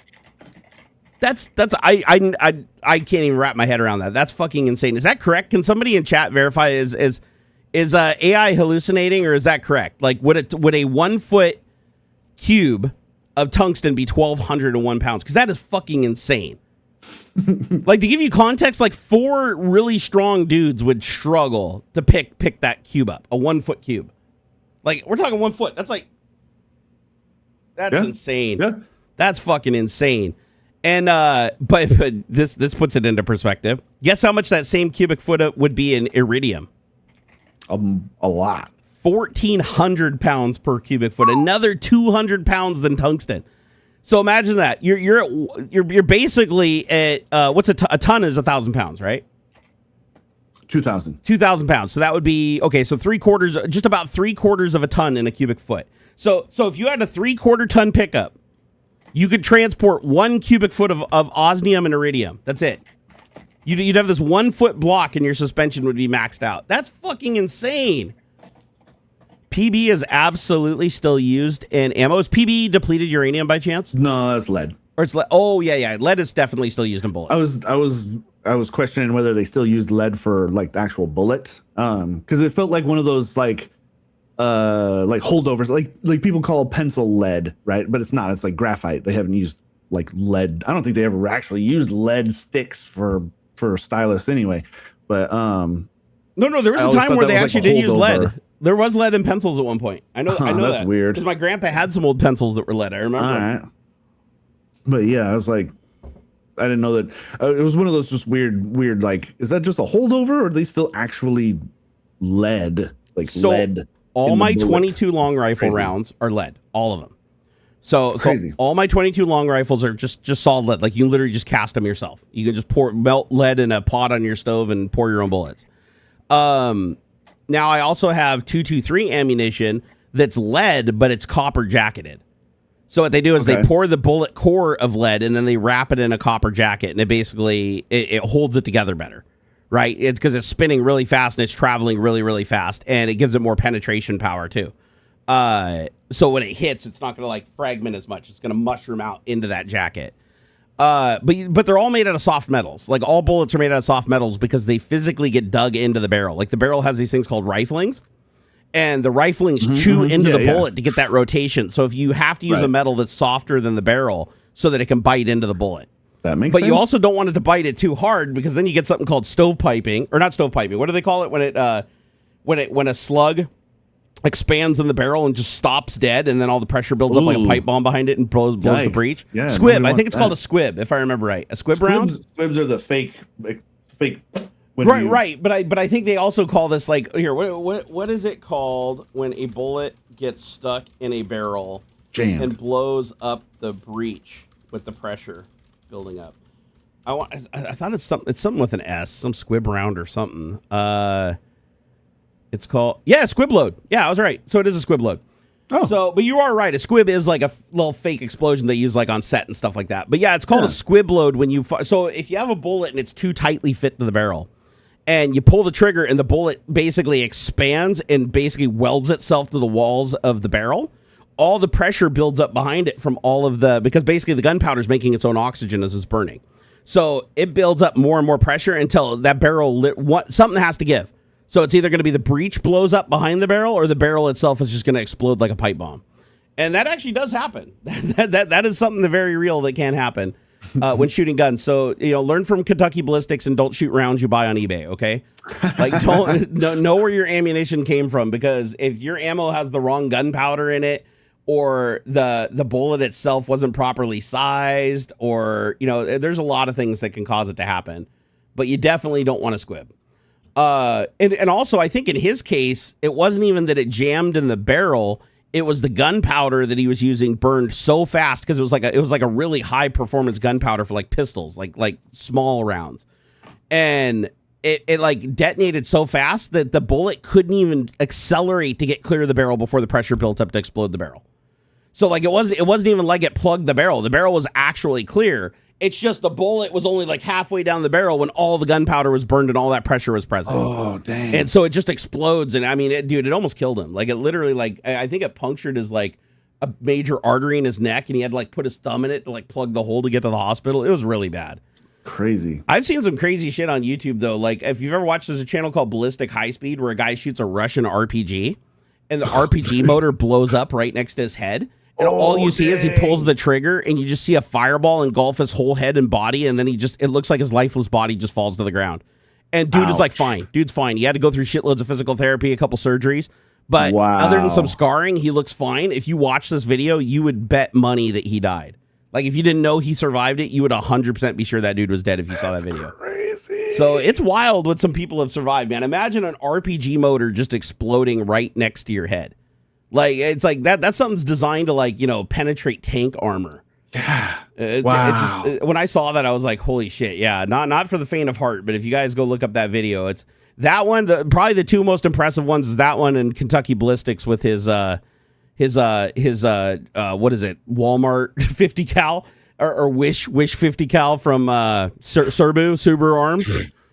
Dude, I'm sorry, I have to poke a little fun at Serbu, okay? Because if you have a gun where you have to manually put the bullet and then screw a fucking pipe fitting on the end of it to close up the breech, that's a little ghetto. That's a little weird. Yeah, that just, when I saw that gun, I was like, yeah, that's even a little too ghetto for me, right? I'd shoot some ghetto shit, but not that. Like, and I don't know, the dude's still somehow in business though, so apparently nobody really held him harmful or sued him over that or anything. But I know people poke fun of him constantly in videos now. Dangerous Brian said, actually, Barnacules pencils have never used lead. They used graphites in the 16th century. Oh, no shit. Huh. Have pencils never used real lead? Because I know my grandpa had these really old pencils that had this super fucking shiny, maybe it was a different composition of graphite then? Because it was like super shiny. I remember when I used to write on, because they were like woodworking pencils from like the 40s or 30s. And they were like silver. Like it was a really silvery thing when you drew with it. But yeah, you are correct. Yeah, pencil lead has never been real lead. Pencils have always used graphite, originally mixed with clay. Oh, it was mixed with clay. That would make it gray. Early users mistakenly thought the dark graphite was a form of lead ore, and then the name struck. So there you go. There's another example of something being called something just because it looks like it and it's not actually it. That's kind of what I thought. Yeah, the lead in pencils purely carbon for hundreds of years. That's wild. So wait a second, really? Like they were using graphite in pencils in the 16th century? Like I'd love to see how they made pencils back then. That's got to be wild. Like how do you make a graphite pencil core? Like, where are they even getting the graphite from? Like, I guess I've never mined graphite. Like, what? Yeah, like that's probably not too difficult. And really, I mean, pencils aren't that difficult either. It's you take a rod, like a stick, and you can drill out the core of it or split it in two and carve out a little divot and glue it or tie it together. Like, that's not that tough. Sun Turtle's like, guns are not cool. I mean, I like guns, so I don't know. Some guns are cool. I like lots of things though. I'm a big fan of all kinds of mechanisms and stuff. There's neat. Now I will say this: I do agree that using guns to kill people that don't deserve to die isn't uncool. Like I 100% agree with that. I like that French one where like the clip goes into the magazine like is way in the behind. I can't remember. Oh, the FAMAS. Yeah, the FAMAS. Yeah, okay. Yep. Like that one's cool looking. That's or the G36 or whatever. G36 is supposed to be like a more modern combat rifle. That one's pretty cool looking. I don't know. Hey, Tech Smuggler, my boy, is in chat. Or the fucking Vector. That one's pretty cool. Oh, the Chris Vector? That thing's Vector's fucking neat as shit. That dude. thing fires so fast. Have you seen how the mechanism works where the bolt doesn't go back? It goes like down like this. So in the Chris Vector, normally the bolt goes back and a spring pushes it forward. But in the Vector, it's a mechanism where it like goes down, and I guess it's supposed to help with recoil, and it increases the rate of fire. Neat. Yeah, man. I think, dude. I think that guns, like from a mechanism perspective, they're pretty impressive. Because think about it. Fascinating thing. You're creating something that's like a Swiss watch. Like the tolerances and everything are so tight on it that just the powder charge propelling something down a barrel is all it needs to wind and cycle itself. I think that that's really, really neat how it's a mechanism that basically uses just a tiny portion of its own energy that would normally go to waste to basically like reload and cock itself. So Tech Smuggler's like, one of my favorite topics, except for you can't own guns anymore, bro. Because you a felon. Oh, that's dude, he's hardcore, man. He went to jail for like doing some really serious stuff, man. Bro. He drove 5 miles an hour away from a cop and the lowest speed pursuit since O.J. Simpson, and went to jail for 15 years. By the way, fuck Idaho's corrections department. They're a bunch of dipshits. Yeah, don't go to Idaho. Gaming Matty Rocks, thank you for the $2. Said, here's my free Google Play Points. Wait a second, what's a Google Play Point? I don't even know that. Wait, you can use, okay, Gaming Matty Rocks, you got to explain this because I don't know what this is. So Google Play Points, this is something that you can actually like convert into money to super chat on YouTube. This is news to me. Tech Smuggler's like, lol, 5 miles an hour. What was it, more like 15? It was basically my buddy in chat there, Tech Smuggler. He literally got in a low speed pursuit with police. Nobody got hurt. They basically had a dog bite the shit out of him and puncture holes in him to rip him out of his car when he was surrendering. And because he basically like punched the dog or something like that, because he was defending himself. The dog was literally biting holes in his arm. He had to go to the hospital. They charged him with assaulting a police officer and gave him 15 years. What the fuck? Isn't that fucked up? Like that, and a first-time offender, dude's never had anything more than a traffic ticket his entire life, and he worked as an EMT saving people's lives. And they just stuck him in jail for 15 years because a fucking dog was biting holes in him that was sicked on him that was completely unnecessary. Oh, man, that shit just makes my blood boil, man. I hate watching law enforcement fucking abuse their power to hurt people. It is the worst, man. The worst. Andy Mobile said, Jerry, Ox topic idea. Extinct prehistoric civilizations more advanced than ours, e.g. the builders of the pyramids. Two problems with that. I don't buy the more advanced bullshit, but yeah, go ahead. One, the builders of the pyramids are not prehistoric. There is clear written history from that time. So not prehistoric. Very well documented. The builders of the pyramids were not more advanced than us. I got into a bit of a rant with this when I had somebody hanging out. We do not give enough credit to our ancient ancestors, or really to our own ability to figure shit out. Okay, human beings are outrageously clever, and to think that just because they didn't have like big cranes and crazy infrastructure for this sort of stuff.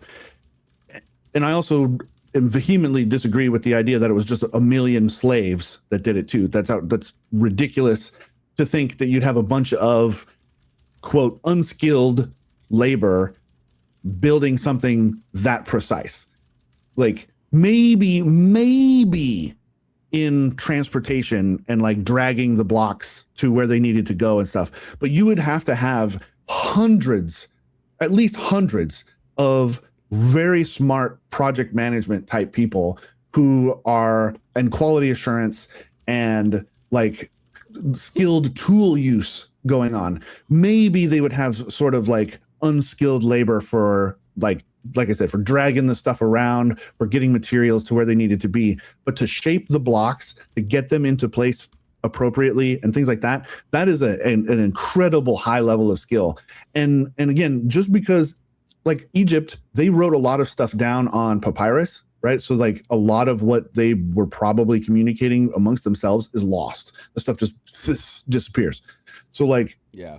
I really don't like the sort of hand-waving magic of like, oh, it's aliens, or like, oh, like they don't, there had to be some sort of outside like influence to get this done. Ridiculous. Anybody with enough cleverness, you hang a rock off of a string, that's a plumb bob. Okay, you can get a right angle from that. That is true a million years ago. It's true today. It's going to be true tomorrow, right? Math is math, and people who observe these things are going to be able to figure it out without necessarily having to have come up with like a firm sort of structured framework, right? Like just because they hadn't, I don't know, come up with the concept of like calculus or trigonometry in a structured framework like that doesn't mean they didn't understand the principles of it, right? Triangles are triangles no matter what. Like drives me nuts. Like, there's a video on YouTube of a guy demonstrating how he can move these 40,000 pound blocks that he created. He basically chiseled them. It took him like a year to do each one. The guy in Florida, I think, right? Yeah, I think he is. And he shows himself moving these giant blocks in his backyard with just like fulcrums and stuff. It's all fulcrums, ropes, blocks, tackle, and everything. But he's literally by himself moving these like 40,000 pound blocks and like stacking. Basically, he's demonstrating he could build Stonehenge by himself. And he could. He totally could. This is what I mean. It's like we do not give enough credit to our ancient ancestors for figuring shit out, like, and which is dumb, which is really, really dumb, because there are aqueducts that were built like 2,500 years ago by the Romans and shit that are still being used. And by the way, the precision on the pyramids isn't what everybody says it is. If you look at up close pictures of it and shit, you can see where the rocks have the chisel marks, where they were literally just eyeballing the shit in place and knocking the pieces out, moving it in and moving it out until it's plumb. Plus, you have to. This is like a 6,000-year-old structure, or more even. Like, the pyramids were old, were ancient when Cleopatra was alive, and like we think Cleopatra's ancient shit. Like, it was like 5,000 years old then, and that's 1,500 years ago or something. Like, more than that. It's more than that. It's 3,000 years ago. It was already old. They built the pyramids when they were still mammoths all around. That's how old the pyramids are. Like, it's mind-bogglingly old, and it's just crazy, man. It's silly. It's silly to think that there was some sort of outside influence when there is so much evidence of the Romans had indoor plumbing. Okay, they had like a full-on working like infrastructure, social infrastructure that of like. Dude, they had a water clock. They designed an accurate clock that ran on water. They created a pump, or the Romans created a pump. And shit that were Did you see that they invented the first mechanical pump that used water to pump water uphill? Dude, they had all kinds of clever shit. Yeah, it's like they invented a pump that ran on water. Like, literally, the water created its own energy to pump the water up. Even things where, like, a coin-operated drink dispensement. Drink thing. You drop a coin into this thing, and it hits a little arm, and it pours out like a glass of water, right? Because the coin is floating down, hits the little arm thing, and it's going to open the valve long enough, and then the coin slides off and it closes. It's like, pretty amazing what super humans have built. But, yeah, like, man, it's just it drives me nuts that it's, and I think it's because we've gotten to a point where things are so like simple. Or they just sort of just work. People just like they take for granted the cleverness that even everyday people really have, because they're not forced to use it, right? They like, it's just, and that's bothersome to me. It's called so the water clock I looked up, it's called a clepsydra. Sure. And it's basically it runs on water, and it actually records like the time of day and the date and time of the year, just like we have right now. So that if you were in a big city, you could walk by and see what the time of day is on like a 24-hour cycle, and see like what time of year it is, like the season and everything, all keeping track by this thing that just purely runs on water. Yeah. And the water's like can be pumped uphill into the, like, to refill the clock. The water can be pumped up using water itself. Like, you waste a little bit of the water to create the pressure to push the other water up. And so, yeah, I mean, this shit was happening back in the Roman times. Although the Roman bathrooms I wasn't too keen on, because they were all like sharing brushes, wiping each other's ass with the vinegar bucket. That wasn't too great. There's some, you know, good and bad. Apparently that happened on ships a lot too. Like back when the ships, all the shitters were just basically hanging off the side of the ship or off the front of the ship. So you just take shit and it would just go down and feed the fish, right? Yeah. And so they'd have the bucket with the freaking, the sponge in it, the vinegar. That's just gross, dude. You're sitting down to, like, you take a shit and you go to wipe and you reach over and you're like, oh God, Fred must have ate beans last night. Oh, gross. It's like all just caked with poo. Yeah, I don't think I would have been very happy back in those days. Waymo may not be actually be autonomous. No, that's a bad headline.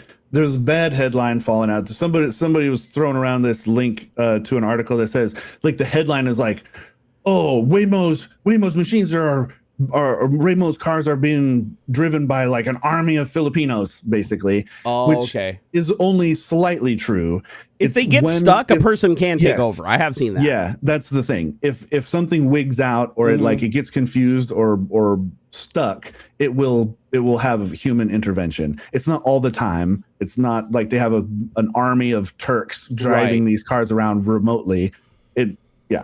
I watched a video where a guy was reviewing Waymo, and the car tried to drive through like a flooded part of a parking lot, and the water level was too high. So the sensor detected that the water level was too high, and the car just kind of stopped, and it didn't know what to do. And so a guy just pops on the radio, like it makes like a ding noise, and guy pops on, and he's like, "Hi, this is Waymo support. We noticed that your car is not moving anymore. We're diagnosing the situation."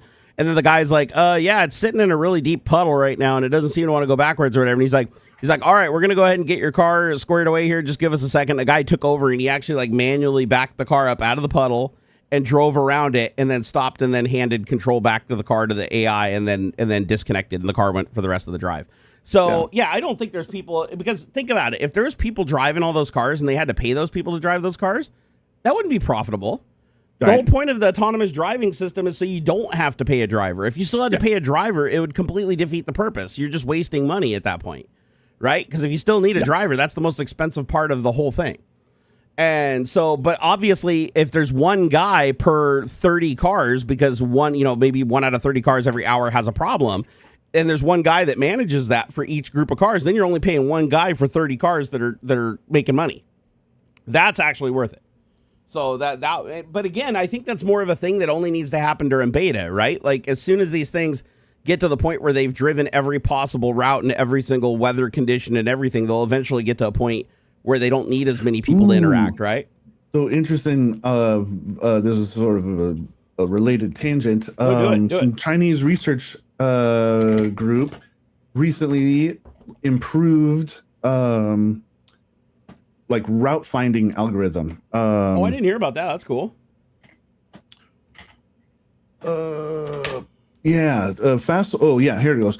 A faster alternative to Dijkstra's algorithm. So the Tsinghua University breaks a 65-year limit. A faster alternative to, I'm going to say, Dijkstra's algorithm. Is a medium. You know what's funny is I'm sure I butchered the spelling, and AI still figured it out. Yeah. I was like, China found a faster alternative to D, and I spelled it Deekstras. So Dijkstra's algorithm. Dijk. So yeah. So Pops is like, oh, Barnacules, yes, China did develop a faster alternative to Dijkstra's algorithm. Yeah. Researchers at blah blah blah university created a new short path algorithm that breaks Dijkstra's long-standing sorting barrier. It outperforms the old algorithm by m plus n log n method by avoiding full distance sorting and instead clustering or partially ordering nodes. This results in provably faster asymptotic. What the fuck does that word mean? Asymptotic performance, such as a bunch of math I don't understand or another bunch of math I don't understand. Yeah. Depending on the formulation. You know what I'm going to say? I'm going to say, hey, treat me like explain a this to me like I'm dumbass 5 that doesn't know math. Like I'm 5. Well, it's a big deal. It's a big deal because so they call it the single source shortest path problem. Better pronunciation is Dijkstra. Dijkstra. That probably sounds a little bit better. Really? I mean, I like the way that sounds better. I don't know if it's correct, but I like the way it sounds. Huh. So check this out. It says, I mean, it's vaguely like Nordic, right? It's like a. Are you ready for the 5-year-old explanation? Yeah, So imagine this. You want to find the fastest path from your house to the candy store. Dijkstra's algorithm is like a kid who looks at every possible path, then checks them each one by one, slowly building the best route up. It works, but it's kind of slow. Like the kid is sorting all of his toys before picking one. The new method from China is more like a smarter kid who groups paths into little piles, only looks at the important stuff, skips the boring parts, gets the answer way faster. So instead of checking every road, it says, hey, those roads look really good. I'll check these first. That's it. It's just a way faster way to find the best route without doing all the homework that Dijkstra does. There was a really interesting like GIF or video that showed examples of it. And I'm trying to see where I can find it. I'm trying to see how much more efficient it is. It's like 40 times faster. It's huge. Oh, Jesus. It's a big fucking difference. They're like this mind-blowing sort of thing. Okay, Okay, so the here old we go. Dijkstra is 10,000. Okay, so doing 10,970 chores versus the new algorithm doing 4,640. So it's like a little more than 50% faster. Here's, so here's a link. Maybe I can. So this is the. Oh, it says both algorithms use the same amount of memory. The savings comes from less work with each step. So this means the new one uses roughly half the processing effort because it's doing about half of the operations on average. Yeah. Super simple version. Old method, sorting every toy in your room every time. New method, only sorting the important toys. Less sorting equals less work equals faster. Oh, never mind. This is how Dijkstra works, or Dijkstra. What I don't understand is why did it take somebody this long to figure that out? Because like this reminds me of like what is it called, bubble sort? Yeah. And programming, where you don't scan every single possible thing. You basically go down a tree with the most likely options being first as you're going, so you don't have to check through every single possible thing before going to the next thing. This just seems like a version of that. Like, this doesn't seem like some super maybe the math behind it is what makes it like complicated. You know, they're giving me an easy explanation, but the math might be super complex. But it seems to me like if you were going to look at a map, you wouldn't go through every single possible route to decide. You would literally look at the best routes based on past driving history, how fast people got to people versus route A versus route B at different times of the day, and then set it up so that it checks those best routes first, only backing off when there's a problem or it needs to redirect around it. Sorry, binary sort, not bubble. Thank you, Thiago. So yeah, so like a binary sort, right? You're looking at the tree and you're basically selecting 1 or 2, and then 1 or 2 are 2 different collections, and then that one has a 1 or 2 that's 2 collections under it, and it's like a binary tree.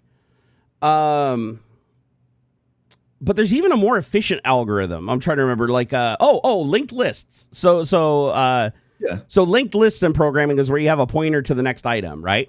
And so you can have a pointer to the next array of items, right? And then each item in that array can have a pointer to another array of items.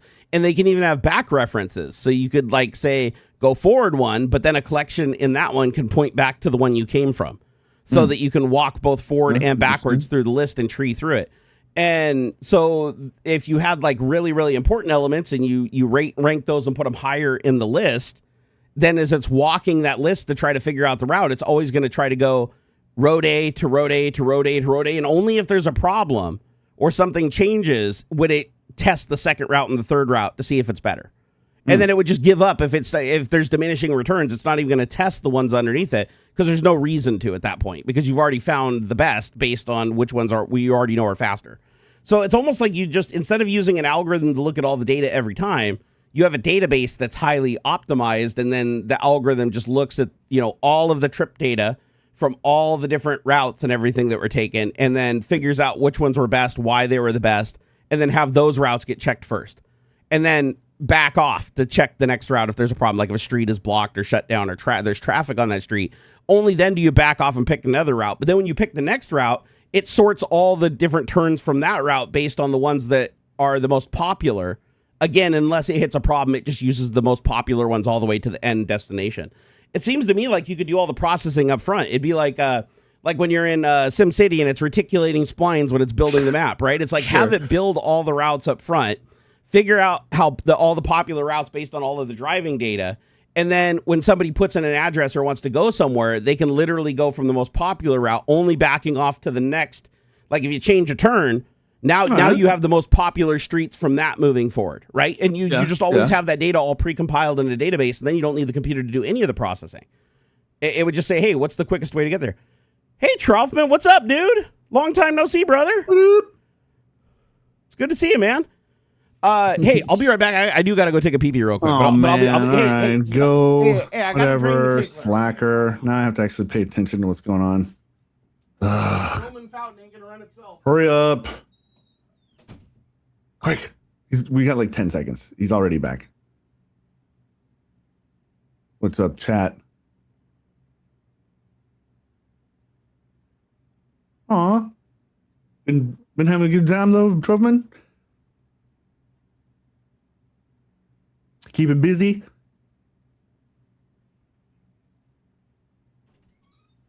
See, he's already back. Told you. You guys, we could have started some mischief, but nope. Oh yeah. Nope. Missed it. Oh, that was nice. Didn't even wash your hands. Nope, didn't need to. Gross. Didn't need to, Beard man. tips, stop shaving. Huh? Somebody said beard tips. I said stop shaving. Stop shaving. If I stop shaving, I just look like I drive a van that says free candy on the side. I don't get a good you beard. see Toyota making the GR GT? Yeah, that's pretty cool. Wait, what now? What was it, like 10 years ago? Subaru and Toyota teamed up on the Subaru FRS and the Toyota something or other. Yeah, I've driven it as a rally car at Dirtfish before. It's all Toyota now, and they call it the GT86. I think they calling it. Is that what they call it now? Oh, is this supposed to be like the successor to the AE86 back in the 80s, the famous drift car? I think that's what they're kind of tying it to. But they did sick. the GR86 is a new one. But I think if this is what Anthony's referring to, they did like a special 4-wheel drive one, I think. And it's this. So this looks like a prototype car. Are they really going to sell this thing, or is there going to be like a road version that's way sized which down? One are you looking at? Because they do make the GR86 right now.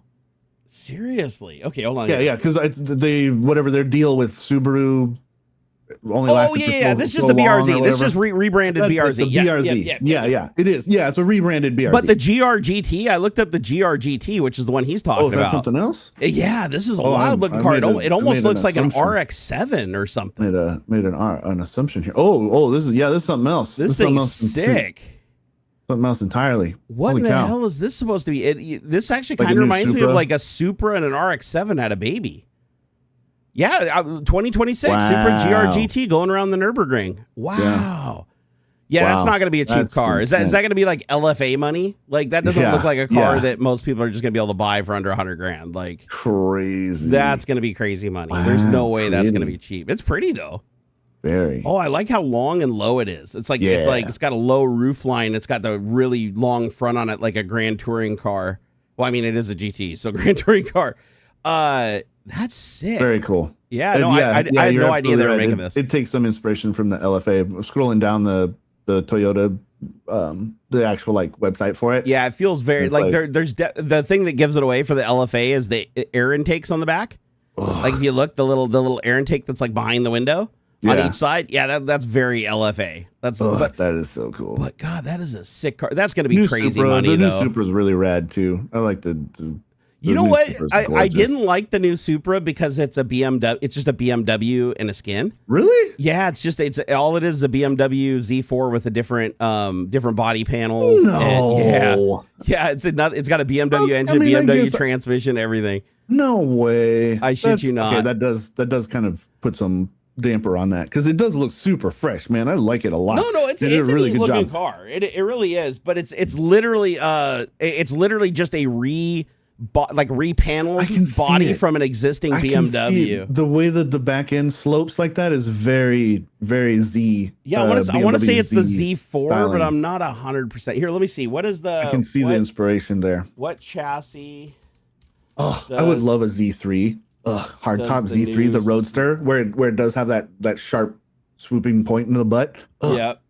Very cool. Yeah. No, and I like the little ducktail too. Like I'm a big fan of like the little integrated ducktail spoiler that was on the original was it the RX-7 that had that, like where the back comes up a little bit, like swoops up a little bit on the lid. I love that. And BMWs all have that too. Oh yeah, I was right. It's the Z4. So BMW Z4, the G29 is basically it's co-developed between Toyota and BMW. So it's basically a Z4 with a remapped, retuned transmission and engine. But it's got the same engine, same transmission, same drivetrain, same wheelbase, everything. Same interior, too. I bet I could get a Z4 cheaper then. Way cheaper, because they just like with the BRZs. The BRZ was like $10,000 more than the AE86 and the Scion. And they were all the exact same car. The only thing they changed were the badges. Like the interior, the steering wheel, the seats, everything was exactly the same. Yeah. Yeah, like you'd go for the FRS instead of the... Or the BRZ, the Super. The cheapest one was the Scion. The Scion was the cheapest one, followed by the Toyota, followed by the Subaru. But the problem was Subaru. The deal that Toyota had is Subaru would only make one BRZ for every 10 AE86s. Yes. So that's why they were so expensive. But it's like I wonder how many people went and bought the Subaru thinking that it was a different car, and it's like, oh, I got to save $10,000. and then just bought the badges and stuck them on there. You know what I mean? Let's see here. Endomorph said, you seen the picture of a driver scaled in the car? The car can only be driven by jockeys? Like little short people. Oh, I see. BMW good for at least a few weeks before it breaks down. I will say this though, like Toyota, apparently Toyota did have a lot of Toyota had a lot of input on the new Supra. Like even though it is the BMW car itself, underneath they did all the tuning on it, like the suspension tuning they did. Because I have watched reviews of both cars, and in Car and Driver when they reviewed them said that there was huge differences in the dynamics, like how the car shifted, how it handled on the suspension. The BMW was definitely more of like a Grand Tour, where the Supra was more tuned for like corners, which is interesting because the original Supra was like a drag car. That was like 320 horsepower, really heavy, long wheelbase. It was not considered a car that was good for handling on a track. It was a car that was designed for going super duper fast in a straight line. And I love Supras, man. Like Mark III Supra. I think that's the one everybody likes. The Fast and the Furious Supra. God, I love that thing. But I remember before Fast and the Furious, you could find a twin turbo 2JZ like factory fresh freaking 30,000 mile Supra for like, you could buy that thing for like $25,000-$30,000. Now today you can't find them under $100,000. Anybody that had that bought a Mark III Supra back in the day like made coin, because I think when they first came out they were only like a $25,000 car. It was like $25,000 or $30,000 back in the 90s. So, huh? Oh, I was just looking up I really liked the Z3 Coupe that they did. Don't get me wrong. I love. Have you seen the M3? Yeah, the clown shoe or whatever it is, or not M3. What's it called? The Z. No, what is that? Yeah. It is the Z3. Right here. Okay, iconic Z3. They refer to it as the clown shoe, and I think that might be the one. The coupe. Yeah. It's like got the hard top on it. It's got like a hatchback. Yeah, here I'll put a link in chat so you guys can see this. So I actually have been in one of these and drove it. The interior is so small, dude. It is so small. Such a neat look to them and stuff. This is the one I was thinking about. Yep. They're super duper badass. Like so cool. My buddy had one. I want to say they're a little over 300 horsepower, rear wheel drive. Nice. Handle just super crazy good. Like really, really good handling car. I also had a buddy who had the Z3 convertible. And it handled fantastic. They're basically like torquey Miatas. Okay, is what they remind me of when you drive them. Like if you've ever driven a Miata, like Miatas are perfect 50-50 weight distribution. They're really easy to catch a slide. Like you can get the back end out at like 20 miles an hour and you can just hold it perfectly. Like you don't have to sit there and just rake on the wheel to like keep the thing in line. Like it behaves and is very predictable. I love Miatas. They're absolutely a blast to drive. And they did a special edition Miata that had a 6-speed gearbox in it that was like really freaking cool that my buddy had, and I love that car. But if you've driven a Z3, it's basically like, think of a Miata but heavier and more torque. It's got that low end grunt. It's not like a Miata where it feels like Miatas have no horsepower, but that's what makes them fun. Is like you can just keep the thing floored on regular streets and not break the law.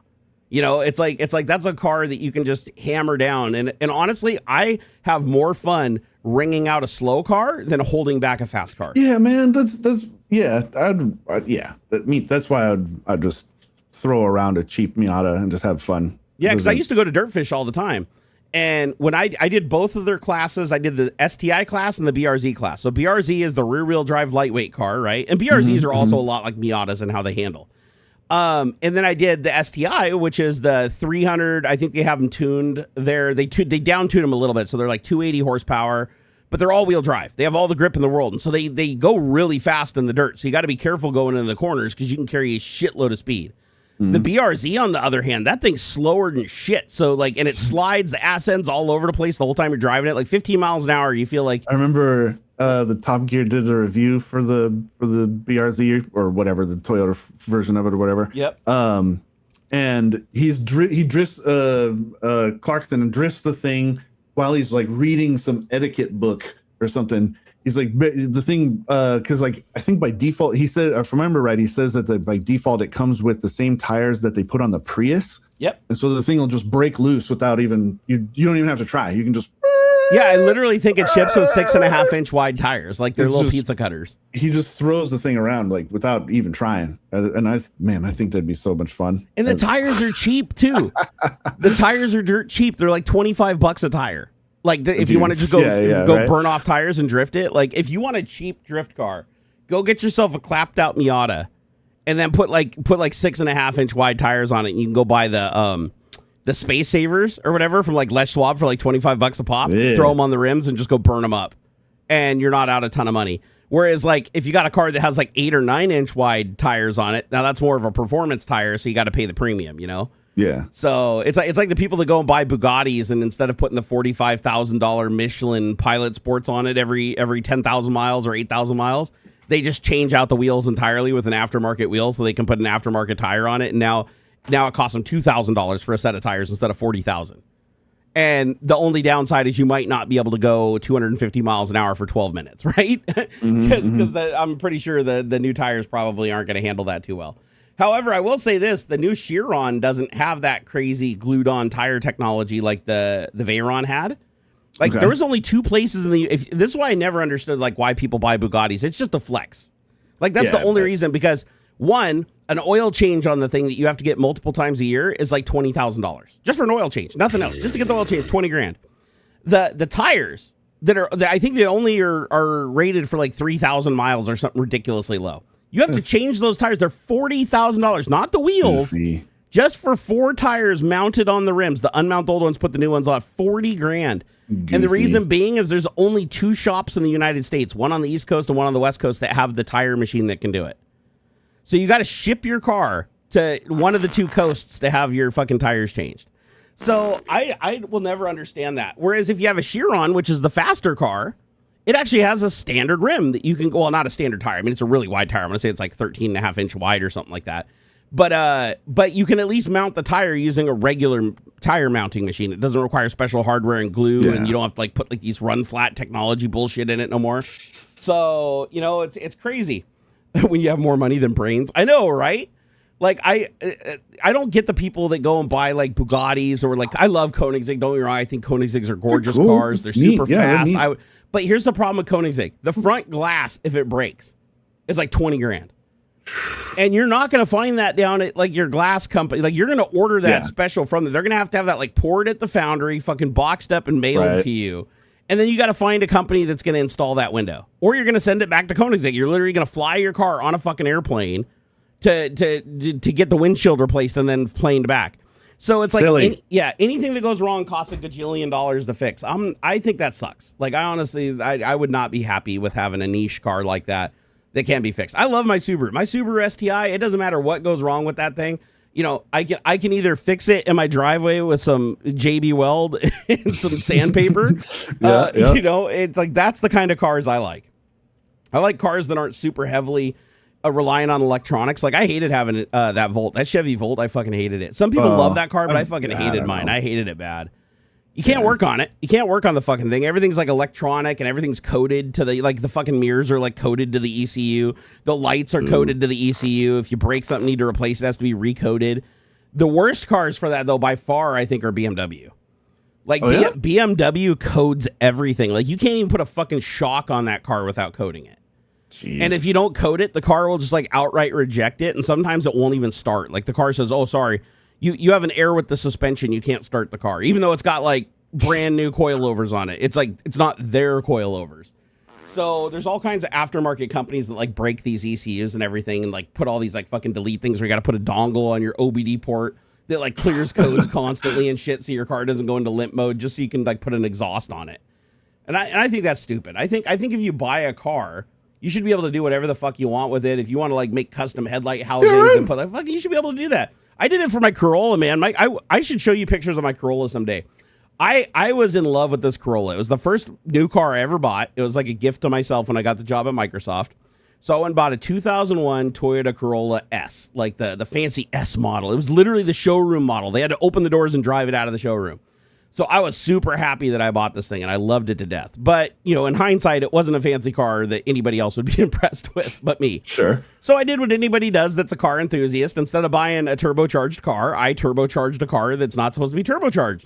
So I welded up a custom manifold. I ordered a kit that didn't fit, that had to be completely converted and cost, you know, thousands of dollars to get everything like custom made and modified to fit my car.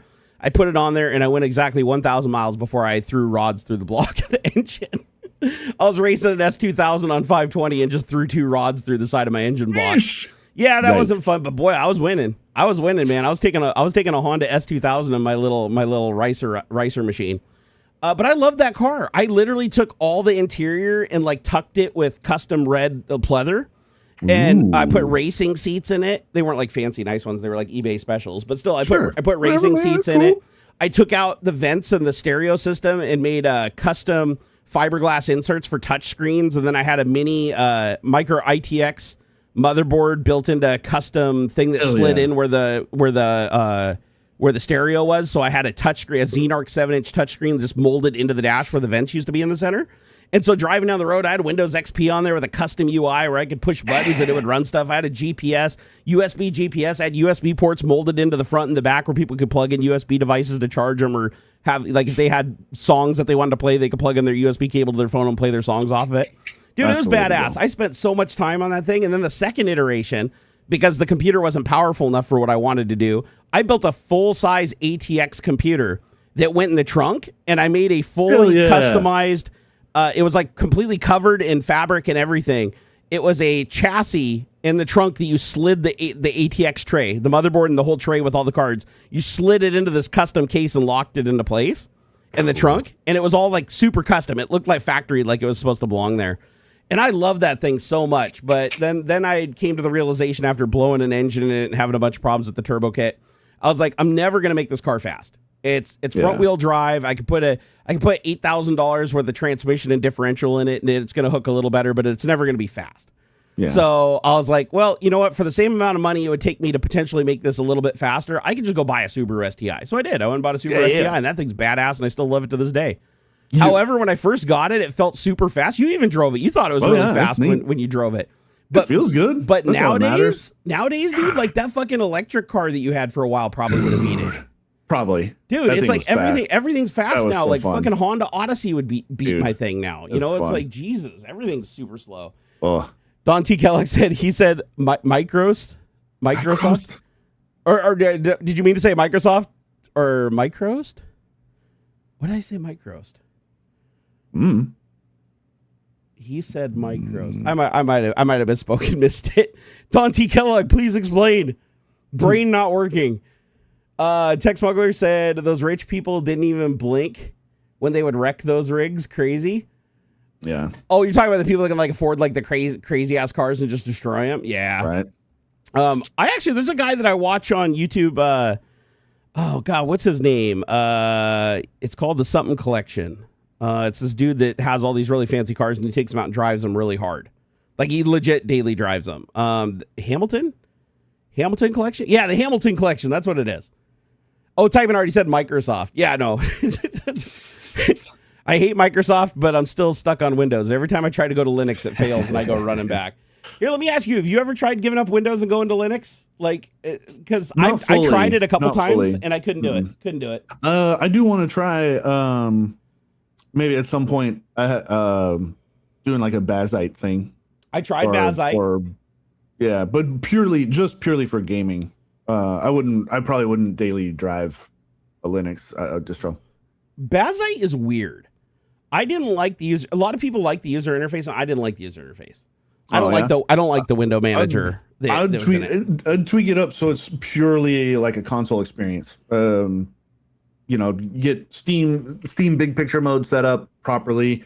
Do all the fussing around so that like I can I can run like Diablo and stuff on the back. Basically, all the weird tweaky stuff that you would do to your Steam Deck to get third-party launchers and stuff to work. Yep. I would do that on that way. Like it's basically just all my PC gaming can be done in a console like experience. For me, the reason that it's really difficult to go to go to Linux is because I sometimes feel like WSL2 under Windows 11 works better than a full-blown Linux distribution.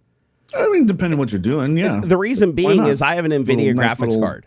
Yeah, so, and you get to pass through that way. Yeah, you get the pass through to Windows, and you're using the full-blown Windows driver. Like the first-class Citizen driver is getting passed through to Linux through WSL2. Whereas if you're running bare metal WSL2, you have to use the Nvidia Linux driver. You're not using a proxy through to the Windows driver, which is like has a bunch of problems. Yeah. And I will tell you, I have tried Bazzite, CachyOS, I've heard that one too. Ubuntu, Debian. Debian's like overrated now. Ubuntu is like the classic for anybody just like doing like I run Arch. Anything with that's like the one. I know that's like the real common enterprise distro for basically everything people are doing like with machine learning or any of this AI stuff, all that jazz. It's all Ubuntu. Yeah, I just like the fact that with WSL2, it's like I can literally install Steam, like Linux Steam.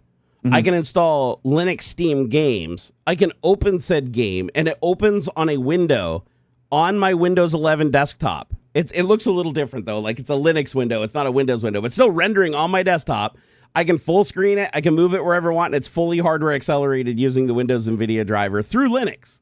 Yeah. And I'm getting a better experience with that than I am running a full-blown Linux build with the drivers installed. Like, it's weird. So when I can do that and I can still have the full Windows UI, like I don't have to get a Windows manager that looks like Windows. It's like I am on Windows. Yeah. And I also like that under WSL2, you can literally just go and look under the mount folder and all your drives are there. So like, doesn't matter if they're NTFS, doesn't matter if they're FAT32 or whatever. You can literally just go to Mount C, Mount D, Mount E, and just go to all your hard drives on Windows and run stuff right from that file system and work on files and stuff right from that file system. So like if I want to run something from my GitHub folder, my Windows GitHub enlistment, I fire up WSL2, I just go to mount the drive, GitHub folder, boom, I'm there. And I can go in there and I can build my shit and I can run my shit and everything like that. So the only thing I don't like is that WSL2 requires you to enable virtualization in Windows. And when you enable virtualization in Windows, not only does WSL get virtualized, Windows itself gets virtualized. So basically, it adds another layer. It's hardware virtualization. I think it's what Type 2 hypervisor or whatever. So it's but it still kills about 3 to 10% of the performance depending on what you're doing.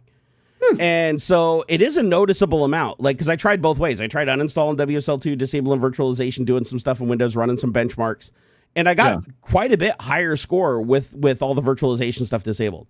But there is no way to use WSL2 without virtualizing Windows because it has to run the kernels side by side. So basically what happens is normally Windows would boot.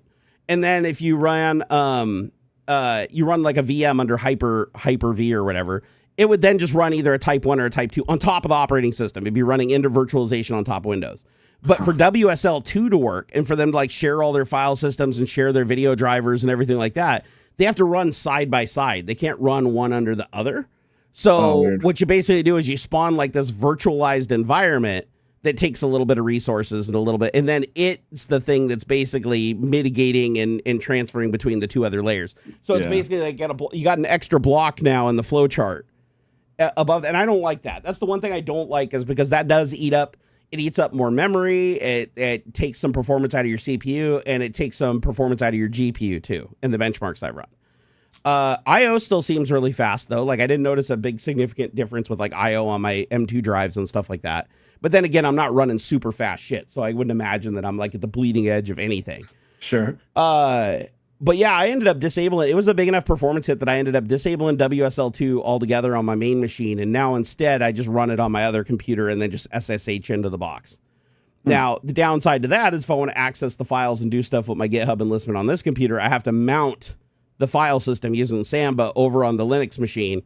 So now I have network shares mounted. And so when I try to access stuff, it's going over the network and it's not local on the system with direct access to the file. So that does slow down the I/O performance like significantly. Like you're not going to use that for like playing games and shit installed on your main computer, right? But it works okay. It works okay, and that way I'm not messing around with losing performance on virtualization. But yeah, give it a try, guys, because I'll tell you right now, I noticed quite on a 13900K with 96 gigs of DDR5, there was a very noticeable performance hit across the board by enabling Because you have to enable WSL2, you also have to enable hardware virtualization, and I believe you also have to enable like Hyper-V. Like there's 2 features you have to enable in the add remove features for that, and then it requires you to reboot. And then once you log in, you're going to notice, if you run the same benchmarks and everything, you're going to notice lower scores on all those benchmarks. And that's because WSL2, even if it's not running, even if you don't type in WSL2 and you open it, it's still in the background running like the most basic kernel or whatever, sitting there waiting for you to boot up whatever distro you want to use. Because you can still install any distro you want for the most part. Like there's I don't know if it's any distro, but in the Microsoft store, there's like Ubuntu, a bunch of versions of it, Debian. There's a bunch of like weird, unique ones. I ended up buying one that was like, they claimed was custom built to go between Windows and Linux and like merge the two together flawlessly. And it honestly, it wasn't good. Like I ended up abandoning it within a week. But I just use Ubuntu. Ubuntu seems to be the best one to run under Windows 11. I don't know if anybody in chat, are you guys running any other distros with WSL2 that you like better? So like Linux. Let me type in Linux here in Microsoft Store, see what we get. So you have, let's see, there's several versions of Ubuntu, Ubuntu 24 and Ubuntu 22. I've noticed that you see those almost everywhere because I think there's certain things that only run under one versus the other and vice versa. Let's see what else we got. There's Ubuntu 18. So there's another one. I wouldn't go that far back. There's OpenSUSE or SUSE or however they say that. I've heard that. Yeah. Let's see here. Another Ubuntu. Man, there's a lot of Ubuntus on here. Damn. I'm trying to find this is the one I bought. Yeah, I just found it says owned. Penguin. So PENGWIN. It's the Linux distro made for Windows subsystem for Linux to reach maximum interoperability between Linux and Windows. So it says Penguin is a Linux distribution based on Debian. It's explicitly designed to use on Windows subsystem for Linux. It says Whitewater Foundation developed it and provides a custom environment for running Linux command line tools and graphical applications within the Windows operating system. Now, I bought this back when Ubuntu didn't do that. Like there was a time where Ubuntu out of the box didn't allow you to just run graphical shit hardware accelerated on your Windows desktop. But the last Ubuntu that I installed, like I think it was 24, version 24, it just worked. Like I literally just went, all I had to do was install the Nvidia module, the Nvidia toolkit using apt-get. And once those couple things were installed, I just shut it down, restarted it, and fired up the X interface, and it literally popped up in a window. Like the whole operating system window manager popped up in its own window on the screen. And if I ran something, it would actually pop up a second window and a third window, and they'd all be their own windows on the desktop. And it was really cool. I liked it. But it says this Penguin Linux distribution is explicitly created for WSL, so it's not a standalone distribution you can run outside of Windows.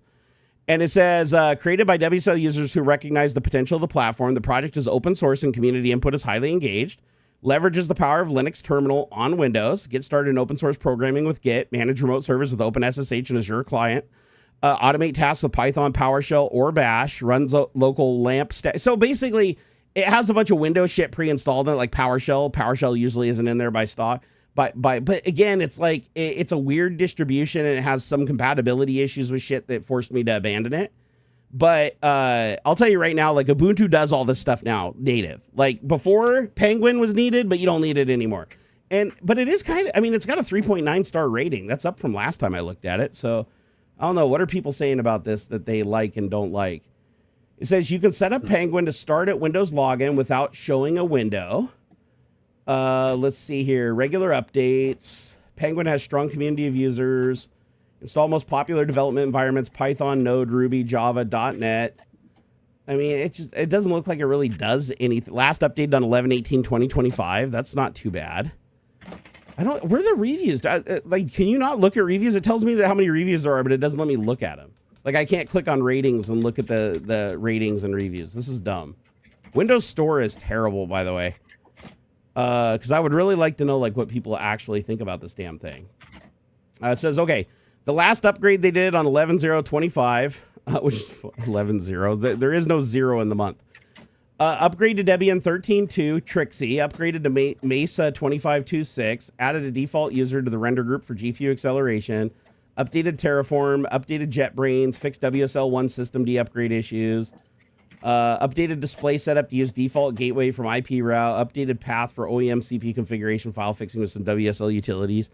I mean, it doesn't look like anything special, but I might play with it again because it is super convenient. Like, I don't know if it's worth giving up the performance, but it is super convenient having the ability to just, run Linux shit native in Windows and have it share the files with Windows at the same time. So you could literally have multiple instances of shit running under Linux and under Windows that are all sharing like the same configuration files and everything like that. I like that. I think that's badass.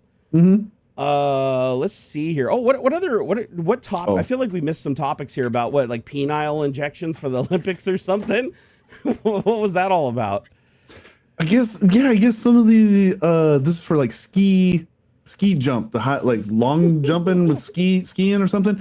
I guess what's happening is they're pumping up, they're putting hyaluronic acid. They're injecting hyaluronic acid, which I'm sure they need the ladies in the chat. That's, it's like a face thing or something like that. Or I don't know, whatever. So is it like Weiner Botox or like? No, but sort of, but the other way, like it plumps up. It's supposed to make it big, yeah. Temporarily. So like you get kind of like a half chubby while they're scanning you, I guess. And then like it deflates come like jump time. And they were saying that I guess they said a suit with more fabric flies further or something like that. It stretches out the crotchal region by something as small as like 2 centimeters, can give you almost 6 feet extra. It like turns your suit into like a squirrel suit almost. And I guess there's some controversy because it's not necessarily performance enhancing in the same as like steroids or whatever, but they're like, well, there's no rule, right? So it's not really cheating, but they might have to change the rules. And yeah, it's weird, dude. It stretches out your suit and then you shrink down a little bit, and there's enough of a stretched out fabric to make a difference, to make a big difference. I think the article I'd shared said something like 2 centimeters of extra fabric gives them like 5.8 feet of distance. Yeah, isn't that wild? So think about it. These dudes are literally injecting their penises. Well, I'm sure they're probably having somebody else do it, I'd imagine. But they're getting their wiener injected to plump it up so that when they go in and scan them for their suit, it gives extra fabric, and then that fabric relaxes because now they don't have the chub anymore. So the fabric like relaxes on their body, and it gives them like more surface area, like a flying squirrel, basically, to like fly on the air. Yeah, and they get more distance. It's the weirdest damn thing. When I saw this, I was like, "Who the hell figured this out?" Oh, weird.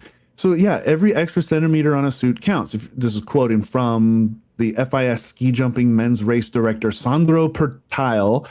Every extra centimeter of suit counts. If your suit has a 5% bigger surface area, you fly further. Blah blah blah. So is what happening is like when the chub goes away, that extra fabric can stretch out further when they're putting their arms out, and it's basically giving them like a bigger wing. So it goes before the start of each season. Ski jumpers are measured using 3D body scanners, in which they must wear only elastic, body tight underwear. Rules state their suits must have a tolerance of only 2 to 4 centimeters, and as part of the measuring process, their crotch height is also measured. The crotch height of their suit must conform to the athlete's crotch height with the addition of 3 centimeters for men. Hyaluronic acid injected into the penis can last up to 18 months. There have been previous attempts to improve performance through manipulations of the suits, blah, blah, blah, blah, blah. So, yeah, I guess, and doing this gets you something 2 to 3 centimeter increase to the circumference. Oh, no, 1 to 2 centimeters circumference of the penis. Which, oh, my God, dude. Who figured this out? Who was the guy that was like, dude, they're scanning so and he's like, man, I bet you I could. Like, I could understand, like, injecting, like, maybe your stomach or injecting your ass cheeks or something to, like, stretch out the fabric further. But injecting your dick, like, some dude, I bet you it went down like this. I have an idea. So a guy walks in, right, a ski jumper, and it's this, like, 7 foot tall black dude, right? And he's got a skin-tight underwear on. And he's got, like, a fucking 12-inch dick, and everybody's like, whoa. They scan him. He goes out there and does a jump and makes it 35 feet further than everybody else. And they were like, ding, something. I want what he had. I don't know. It's weird. But I guess it gives you enough of an extra oomph. And what a weird. I never in a million years, because I laughed when you picked this topic today, because last night I saw the thumbnail on YouTube. Yeah. And I clicked it because it was like It said Olympic scandal, men injecting penis to travel further. So I was like, what the fuck is this? I clicked on it. I was shocked. I was like, somebody figured this out. And this is what sucks is once one person cheats, just like with the Tour de France and everything else. Oh yeah. Once one person cheats, everybody has to cheat to compete on that level. So as soon as one dude injected his dick, they were all doing it. So I bet you the guy that was scanning was like, why is everybody's dick's like 2 times bigger? Why does everybody got a fat dick weird. Coming in here today? Yeah. The grower versus shower. I mean, next thing you know, it's like, oh, why not go all the way? Why not take a Viagra too? Inject your dick and take a Viagra and just walk in there and you just got like this massive erection that doesn't go away for 4 hours. And they got to stretch the fabric around it. And it gives you like an extra 1.5 feet, you know? Right.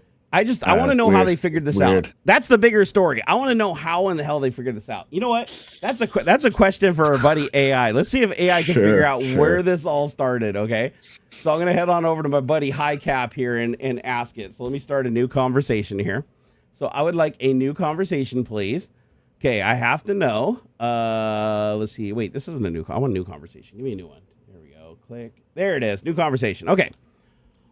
I would like to know where the whole penis injection thing started with regards to ski jumping and increasing distance by getting more fabric on the suit during scanning with a larger penis from injected, what was it called? Acid? Something injected. Yeah, hyaluronic acid. Hyaluronic acid. Where did this all start? Who was the first person? Do we know how this was even figured out? All right. Oh shit! I forgot to click the search button so it searches the web. Hold on here. Wow. Surprisingly, even though I didn't have it search the web, it still had a bunch of information on this.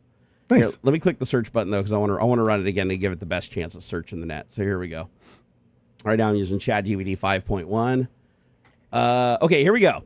So the first public report of penis injection tactics came from the German newspaper Bild, which broke the story in January of 2026, describing whispers that some male ski jumpers were injecting. What? Oh, those whispers. Oh, yeah, whispers. Oh, thank you. It's good effect. Good effect. I like it. We're injecting hyaluronic acid to inflate genital measurements during suit scans. And this was first reported through Kotaku.com.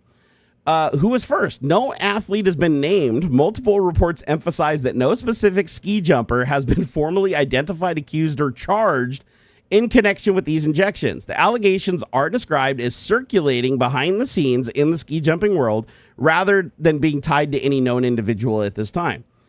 How it was figured out. The method appears to have been inferred rather than caught directly. Bild reporting that increasing the lowest point of the genitals during scanning would allow extra suit fabric, giving aerodynamic advantages. Reporters and medical experts explain how hyaluronic acid injections could temporarily enlarge the groin area, making the tactic theoretically feasible. To summarize, the origin of the rumor was from Germany, first person unknown, how it surfaced, whispers inside the sport. So we don't know if anybody's actually done this. This is just kind of like people speculating inside. But if it's reached the stage of speculation, you know somebody's tried it. Yeah. Like, you know for a fact somebody's tried it. And the best way to identify this is probably like, look at the dude that his suit's like a little loose fitting in the crotch, right? Yeah, I think so. Yeah. That'd be the trick. I'm going to say like here, what other tricks have people used in the past to increase their distance that might not seem on the level? Yeah. I want to see if this is a sport where there's always cheating, right? Hey, Vermirion, thank you for the 12 euros, man. Woo! Oh, thank you very much.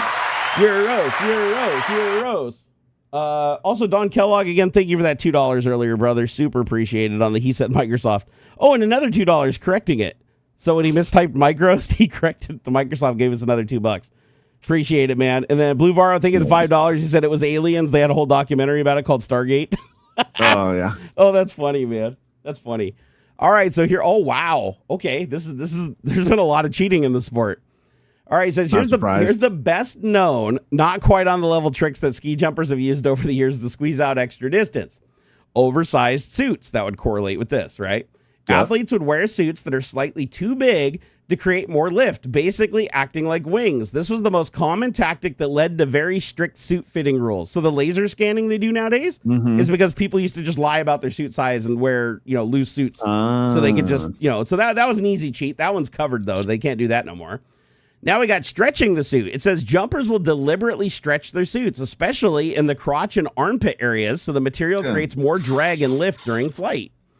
Manipulating their body weight. Some jumpers intentionally got underweight to improve lift to mass ratio. This becomes so extreme that the FIS added BMI-based equipment rules. So basically, if somebody's BMI is below a certain level, they won't even let them do it because they think they're basically starving themselves to get an advantage. Illegal suit materials. Teams experimented with fabrics that trapped more air or stretched in specific directions because even tiny differences can add meters to your jumping distance. Crazy. This is nuts, dude. Modified bindings. Some tried to alter bindings to allow the skis to open wider during flight, increasing aerodynamic lift, essentially a mini flying squirrel posture. Hidden padding. Padding was sometimes added to areas inspectors didn't typically check, again, to create more surface area. The crotch and shoulder areas were common spots to find these. Suit zippers and flaps. A few jumpers left zippers partially undone or modified flaps to subtly change the airflow mid-flight. So they'd take off and then they'd pull their zipper down a little bit to like create drag. That's crazy. Temperature manipulation. Some cooled their suits before inspection because cold fabric shrinks. Tighten up. Yep. Once warm during competition, it expands and catches a lot more air. See, these sound like way better cheats than injecting your penis with hyaluronic acid. Hey, man. I mean, I'm not judging. I'm not judging, but I'm just saying I'm judging a little here. Ski-based treatments. Illegal and unapproved fluorinated waxes provide better glide on the in-run, increasing takeoff speed. And then you got in-run track preparation. Very rare, but there have been accusations that certain teams help the ice track conditions during practice sessions to favor their athletes. So yeah, this just like every Olympic sport, there's just a ton of cheating. Dude, that's wild. So there's no confirmed reports that somebody's done the penis thing, but we already know that stretching fabric in the genital area makes a huge difference.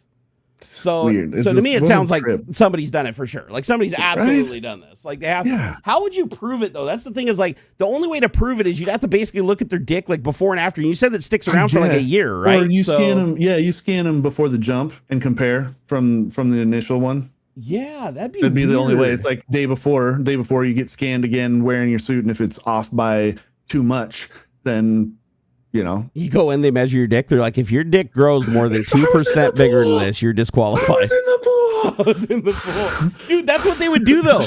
That's what they would do. They'd go jumping in the ice plunge pool, go get measured, and then come out, and then their dick would like expand.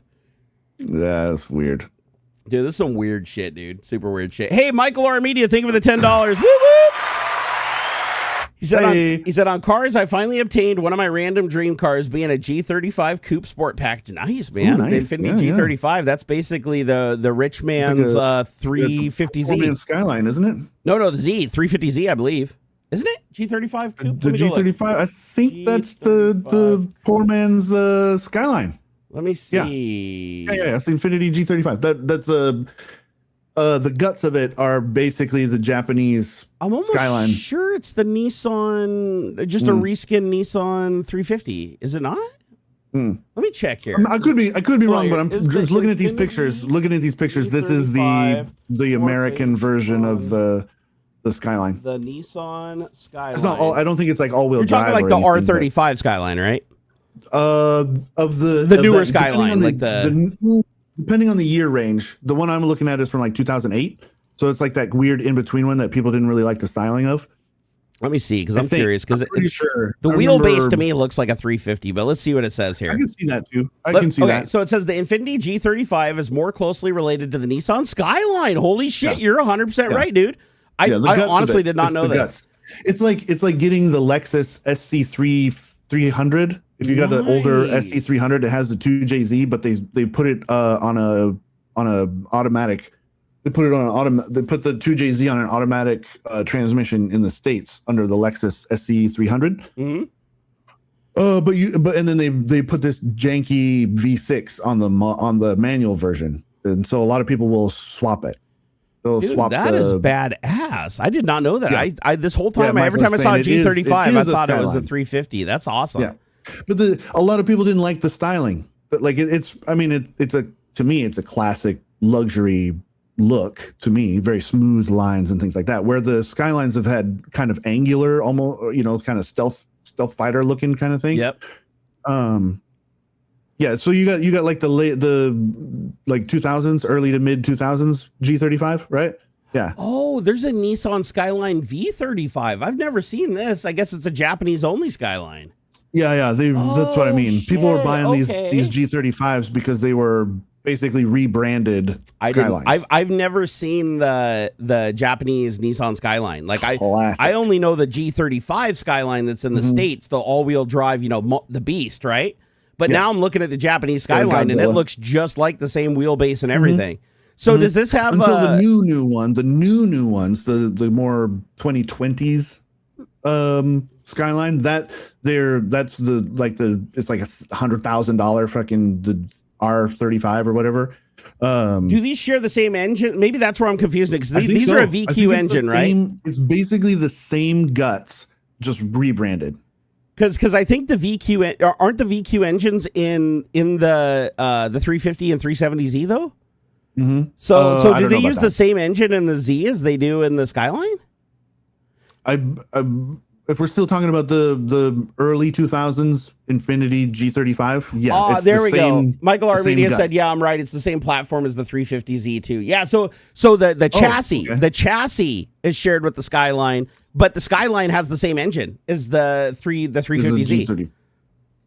So they share. They share an engine. That makes sense, right? Nissan makes the Skyline, and a lot of car companies use the same engine block in different cars. Never liked the look of the 350 and on. Yeah, the R35 has a bespoke engine though, right? Like the one I'm thinking of, the all-wheel drive R35. I don't think that has a VQ. That has like something else in it.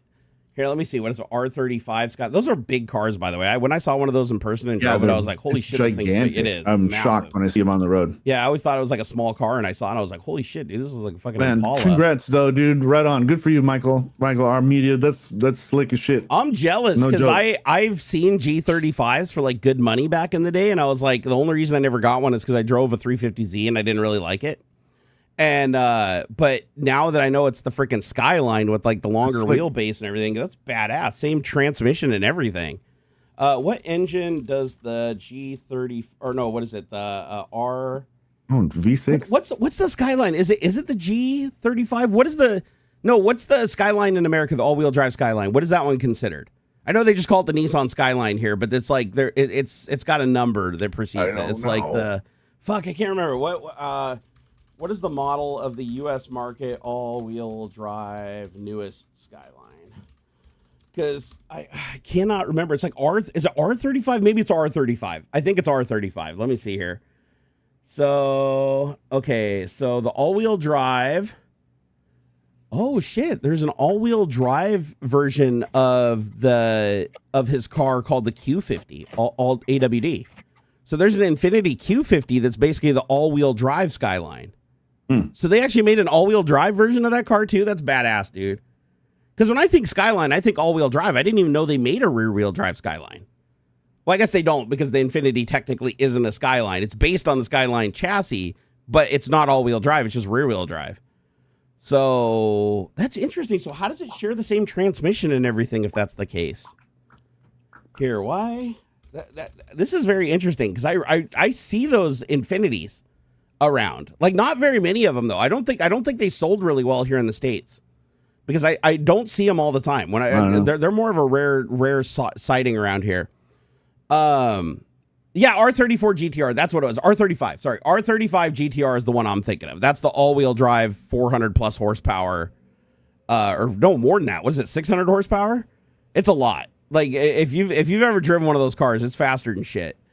Even for how big and heavy it is. I want to say it's over 4,000 pounds too. It's a beastly heavy car. Dude, the 2004 one looks real nice. Of which one? The R35 the G30? No, the 2004 Infiniti G35. It's got just a little bit more of a sliced butt in the front end. It doesn't have quite the same bulby. I mean, maybe it's just the angle. Maybe you know what it reminds me of? It reminds me of that Lexus car. I can't remember the model, but Lexus made a car that had a front end that looked like that, and I really like it. I can see where this is very Skyline like inspired. Like it is. It definitely especially is. The back half of it is very like you could probably just swap the lenses. Mm-hmm. The lenses for those round ones like you got on the was it the R32, the early 2000s Skylines? So you get the round. That would be slick as shit. Yeah, Michael said they did actually make rear-wheel drive Skylines. I didn't know that. I always thought the Skylines were all-wheel drive. I'd drive the shit out of this. Because I know the R32 is all-wheel drive. The R34 is all. The R34 is like the legendary Skyline that everybody recognizes, right? The Japanese Skyline. But yeah, I did not know the Infinity was based on a Japanese Skyline that didn't ship here to the United States. It's basically just rebadged, right? I mean, it's almost the same car. Basically, yeah, it's like basically copy paste. That's super cool, dude. Like, I wonder what these go for. I wonder. I mean, if it's based on a Skyline, you'd think these probably go for big money. No. I'm fairly reasonable. I mean, they're pretty old now, but it's fairly reasonable. What I'm looking at. You know what I like? I like these cars when they put big rims on them, slam them down to the ground, and just no wing, just leave it sleek. Yeah. Like I don't think a wing looks good on this car.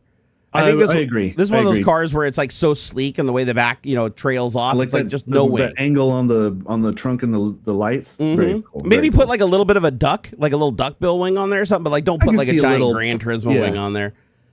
Like this one looks cool. Here, let me copy it. Let me check chat. I'll put a link in here. This one's nice. Like if I had a G35, that's what I would do. Ooh, I think that's sick. Blacked out roof, blacked out hood. The grill, the nice big wheels on it. That's sick. Like I like that a lot. I bet they want $20K for that. Probably more than that. Shit, the car market's still ridiculous. Just from the look of it is slick. I mean, because I'm seeing an 05 G35 Sport, which is the good one, the Sport, for 13 at a dealership, 13K. I'm gonna look something. I think it's a little high. But for what it is, that's slick, dude. I'm gonna see if AI can look up prices for used cars right now since I have the search option. Right. I would take even the stock wing thing, the spoiler that's on there. I would take that off. Yeah, for sure. It's a little cheese. So, oh wow, these are still. The market's a little soft on my car now. Damn it. Needs bigger rims. So my car right now with 89,000 miles on it goes for between 16 and 23,000. During that when the cars were crazy like a year ago when we had that crazy boost, my car was worth like 29,000. That would have been the time to sell my car, honestly. Because right now they're not worth that much. You can pick up a 2005 STI. There's one listed on Carfax right now, 104,000 miles, 12,950. That's got to be broken. There's no fucking way. Hold on here. Clean title 2005 STI with 90,000 miles listed for 15,991 on Carfax. Let me click. I'm about to fly to California and buy this car. I'm gonna call bullshit. No, there it is. Yeah, fucking 16,000, 15,000. My God, look what you started, seriously? Michael. Huh? I'm picking on this guy. Look what you started, Michael. Dude, I'm so mad now. Like I didn't realize my car dropped in value this much, dude. You can get a fucking 2013 STI. With 81,000 miles for $15,000 right now in Texas. I'd rather get a Focus ST, the 2013 Focus ST, if I was going to do it. Those are fun. I drove one. They're a lot of fun. That'd be the way. They're one of those cars that's super fun even at slow speeds because they're super chuckable and super light. My dad had one. So last time I saw him when he drove up here, I took his car for a ride and he let me ring it out. And it was a lot of fun. It's got a trick diff in it too. Like it doesn't understeer. Like every front wheel drive car I've ever driven understeers like a motherfucker. Like if you're giving it gas and you turn the wheel, it wants to keep going straight. Especially if it has turbo. If it has torque, the more torque it has, the more understeer it has. That Focus ST has some kind of trick differential that's like putting more power to the outer wheel because you feel it. It's like pulling the nose in. You can hammer down the throttle and crank it in, and the thing steers like it acts like a rear wheel drive car. It's really slick. Have you driven the Ford Focus RS before? No, those are hard to find. They're expensive, hard to find. Ridiculous, dude. I think even the like the older ones, like 2013. I think they stopped making the RS in 2016. Yeah, they don't make them anymore. Yep. Dude. Even like one of the first ones, like I think is the 2013. They still want like 35K for them. Yeah, they're ridiculous. It's all-wheel drive, all tricked out, super turbo stuff. It's bonkers machine. But I mean, that's like what Ken Block was driving before he died. Was the RS. My neighbor has one. He has a Mountain Tune one that has like 380 horsepower, and it's fantastic. Michael, bring up the Fiesta ST. I've heard I knew a guy who drove one of the Fiesta. It's too short for me. And I know that I've read that the Fiesta has a better weight distribution. It's like closer to 50-50 front and back, but it looks too, and I love me a small car. Okay. But the length to like height ratio, it feels weird to me. I don't like the Fiesta. It's like too squatty for how tall it is. It looks a little funny to me. Hold up. So you said Focus ST, correct? Yeah. I drove the Fiesta ST. My dad has the Fiesta ST, and I'll tell you right now, it was fun, dude. Yeah, no, they seem like they're fun and cool and stuff. I just don't like the look of them. Tell me this doesn't look cool though. Little. Look at this spec. I'm gonna post a picture here. And Chad, tell me that doesn't look cool though. Like you just got to get the right colors. Honestly, it looks like a Yeezy shoe. Yeah, the wheels look too small, don't they? The whole thing. Yeah, the wheel arches are a little numb. Yeah, I don't like the way it looks now that I'm looking at it. You're right.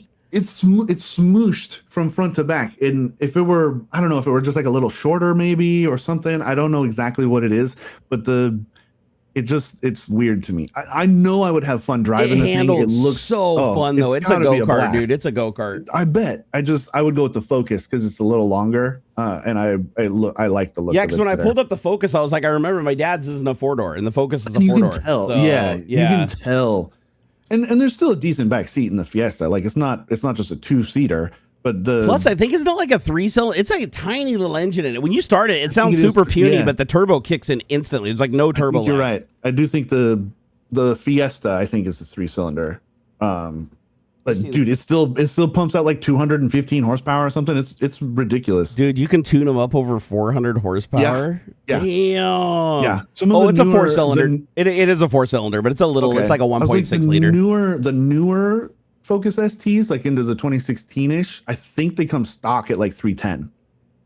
Oh, my bad. These are the Focuses I'm looking at. I wanted to see the Fiesta engine. Ford Fiesta ST engine. Yeah, so the Focus has an extra cylinder, I think. What is it? The Toyota, the Corolla GR, I think is a 3-cylinder.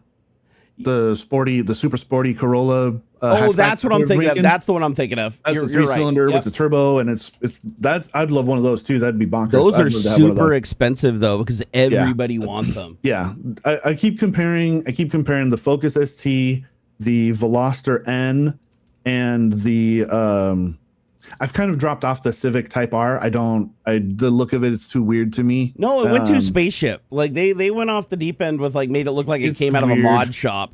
Yeah, I'm not a and the I hate where the shifter is too. The shifter position is weird in it. The Golf, or not the Golf. Maybe it's still a Golf, but there's a sporty like GTI Volkswagen hatchback that's really nice R32, too. The R32 Golf. I think that's the one. Yeah.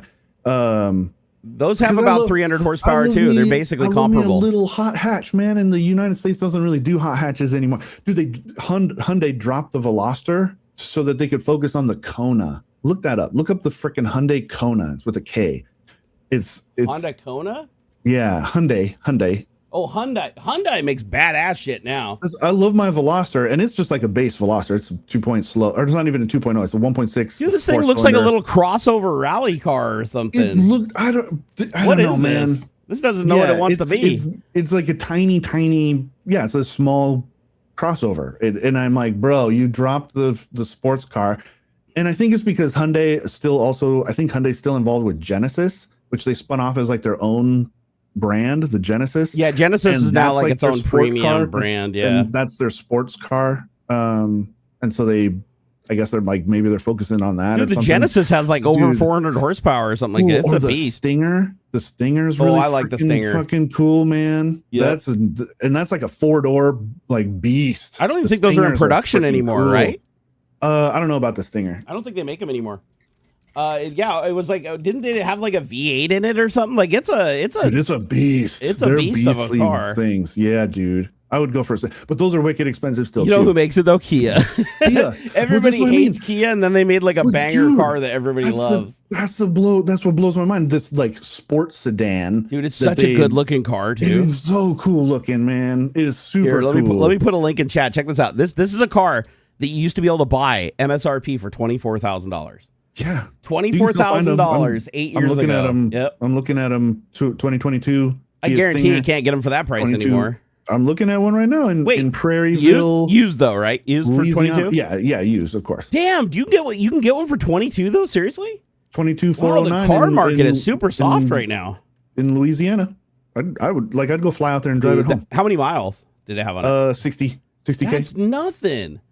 Yeah. Dude, that's a good deal, man. That's a lot of car for 20 some grand. Kia Stinger GT line, it says. Oh, GT yeah, these things. I want to say that they're manual. Were they all manual? I think they are. I think they only made a manual. I don't know if they all were, but I know the first year that they shipped it, that was like the big selling point is that they're 6-speed manual, 400 plus horsepower in the $20,000 range. Yeah, it was unreal how cheap it was for what it was. I'm seeing bunches of them all under 30K. Dude, the interior is sick too. 2022, 2023. I've never been in one of these. I've never actually, I don't know anybody that owns one. I'd love to go for a drive in one of these. Yeah.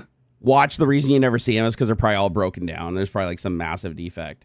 I don't think so. There's a big like enthusiast community behind the Stinger.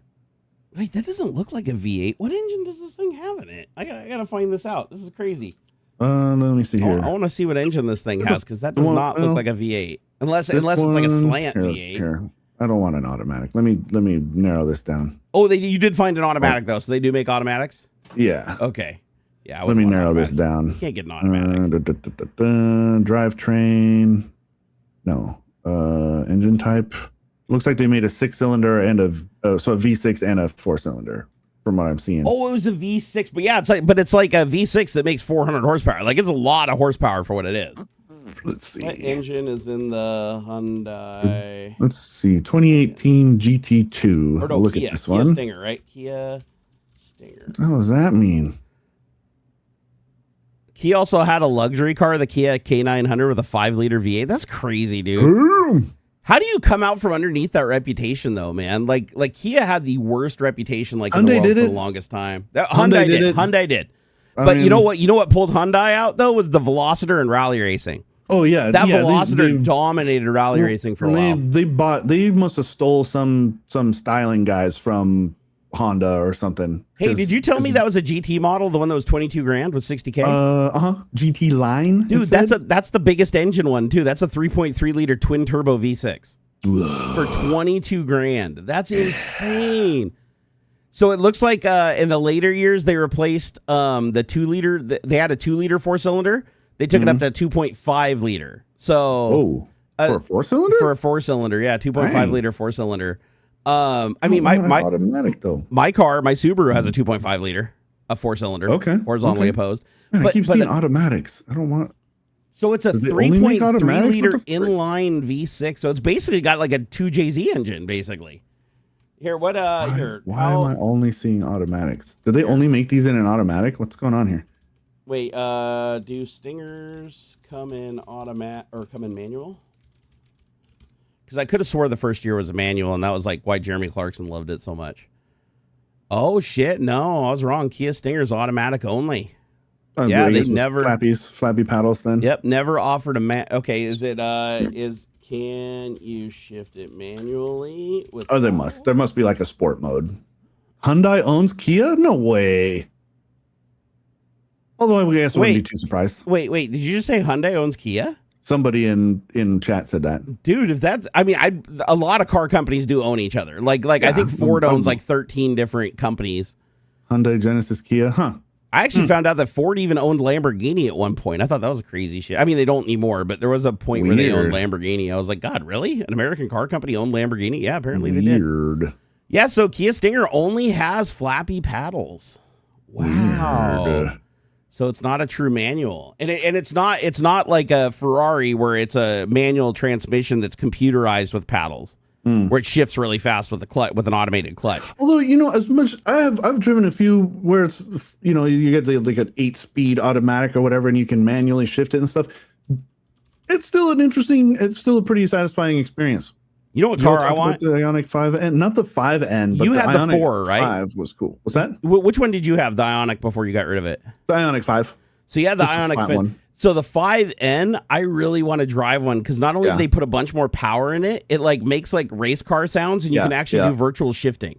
Yeah. So you like downshift and get the revs up, and it actually can emulate the torque curve of like various vehicles and stuff. I was like, dude, I want to try that.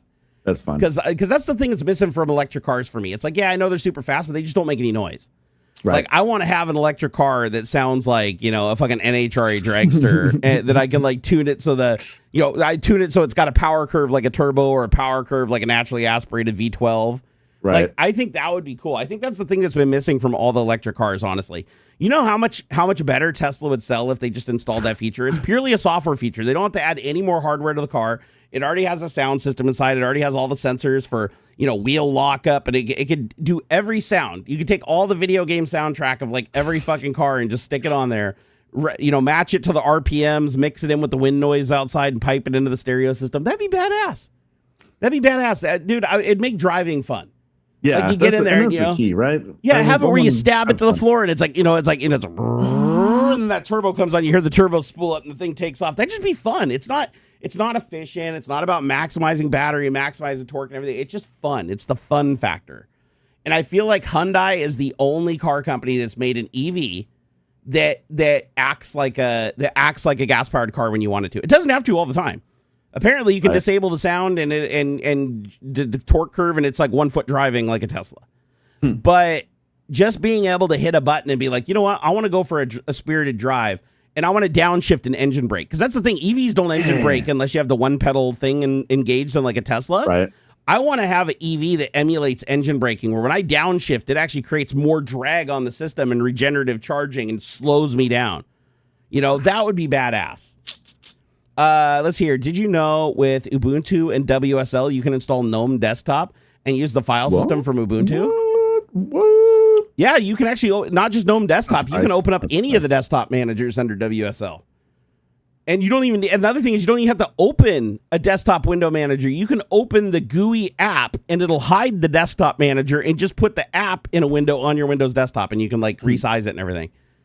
Yeah, no, WSL is pretty damn cool. Like, if you haven't used WSL2 in a long time, like you just used it back when it was like WSL1, it's come a long ways, especially if you have an Nvidia GPU. I would recommend, if you have an Nvidia GPU, don't even run a full-blown Linux. Just literally you run WSL2 under Windows, and you'll use that Windows driver that's like highly optimized and everything like that. Whereas if you have an AMD graphics card, then Linux treats you as a first-class citizen, or I should say AMD treats Linux as a first-class citizen, and you actually get really, really good support. However, we're not going to... Oh, that was the last topic we wanted to talk about, was the graphics cards. Oh, yeah. Fucking Nvidia isn't making a new graphics card this year. Yep. Because of all the RAM price bullshit and AI and all the AI cards and stuff. Yeah, we're not going to see no new graphics card.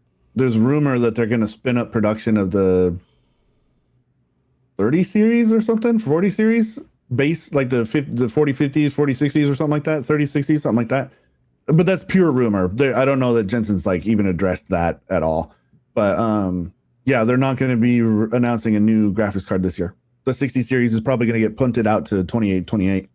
I feel like any of the hardware that they're using or any of the foundries that they're using for manufacturing the low nanometer shit is just 100% right now dedicated to AI. Yeah. Yeah, it's H200s. I bet you Nvidia, like, remember you're talking about how everybody earmarks and buys everything ahead of time before it's produced? Yeah. I'd be willing to bet that they're probably backed up for years from companies just or as fast as they can make those GPUs, they're buying them. I'd say at least 2 years, yeah. So yeah, they have no incentive. Just like when like crypto mining forced them to start making, crypto mining cards. Oh yeah, the low hash rate ones. And exactly. Stuff. Yeah. It's like, and now that's another thing too. They're cutting out the SKUs that there were like 50 70s, 5070 Ti's or something that had 12 gigs. They're only doing the smaller VRAM versions of each model. And that's because the RAM just drives the price up exponentially now, right? Yeah, and they're also, they want to focus more on the 5090s, 5080s, which have the higher end, the high VRAM amount. And yeah, this is the concessions we have to make, man. I'm gonna see if I can find any reports here of like how much prices have gone up on RAM overall since this huge hike. Dude, it's gone up 80 to 90% in just the last couple months. So fucked up, dude. Yeah, almost double in the last 2 months. Dude, I'm tempted to pull out 64 gig of the DDR4 out of my gaming system in the bedroom and just sell that shit off. Actually, so much right now. Actually, DDR4 is probably the safer bet right now. For selling or buying? For buying. Oh, for buying. Okay, so it's like it's a little cheaper. Mm-hmm. Jesus, dude. Yeah. Bradley said, did you ever get your Synology set up where it could write back to your desktop? No, not yet, because Tail Skill's still been doing everything I need. But I do have it installed. I just need to go through and set it up. I need to anyways, because I need to set up the backup software too, because I've been getting a little too fast and loose with shit I'm doing on my computer, and I don't have a stable backup, and I don't feel like getting fucked over again. Do I still have my STI? I do, Lasso Kid, but sadly I'll probably have to sell it this summer. Oh. Yeah, money's tight, and survival is more important than owning an STI, sadly. So we'll probably be a one car house for a while. Yeah. We'll see. I mean, anything can turn around. You never know, right? And it's like we're working on my health now that we figured out what was actually going on, and we know about the diabetes thing. We're working on that, so hopefully that helps with a lot of other things. You know, it's a cascade thing. If I feel better, I can do better. If I do better, maybe we survive. Maybe we don't. Yeah. But I'm gonna give it a hell of a try. I'll tell you that. When I go out, I'm gonna go out with nothing but the shirt on my back. There's a lot of WSL apps that you can synchronize with your Synology, so they can use your Synology for shared compute and storage. That's cool. That's cool. No, I like the Synology because everything's Samba, so you can mount it under Linux, you can mount it under Windows. I have all my shares on my NAS mounted as drives under Windows from boot up. You just boot up, open up Explorer, and they're all right there. Neat. Let's see here. Before long, you'll be hashing out videos and making that bank again. Sadly, YouTube videos don't make much money anymore. Man, it's all about the live content. Just got to do, live content is probably where it's going to have to be at, because I don't get me wrong, I love making YouTube videos and editing together, making a story, but YouTube's doing everything they can to kill that content and try to move everybody over to short form content and AI generated content because it's cheaper for them to mass produce and push out. Because all they care about is ads. So with serving ads is all that matters to them.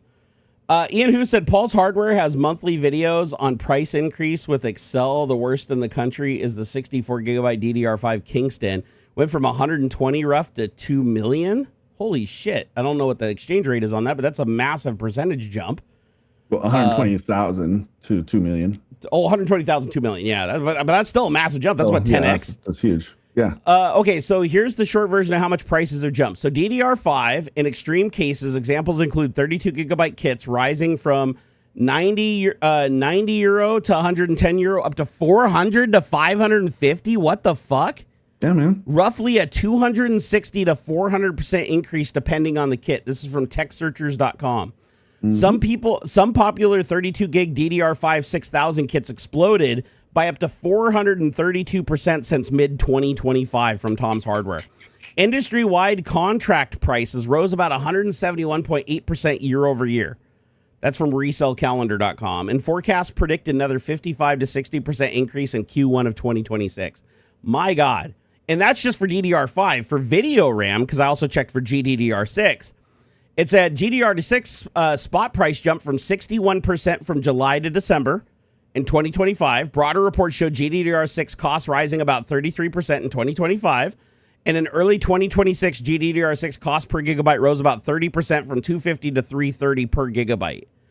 Wow. So yeah, it's hitting everything hard. But yeah, DDR5 looks like it's the one that drew the short straw.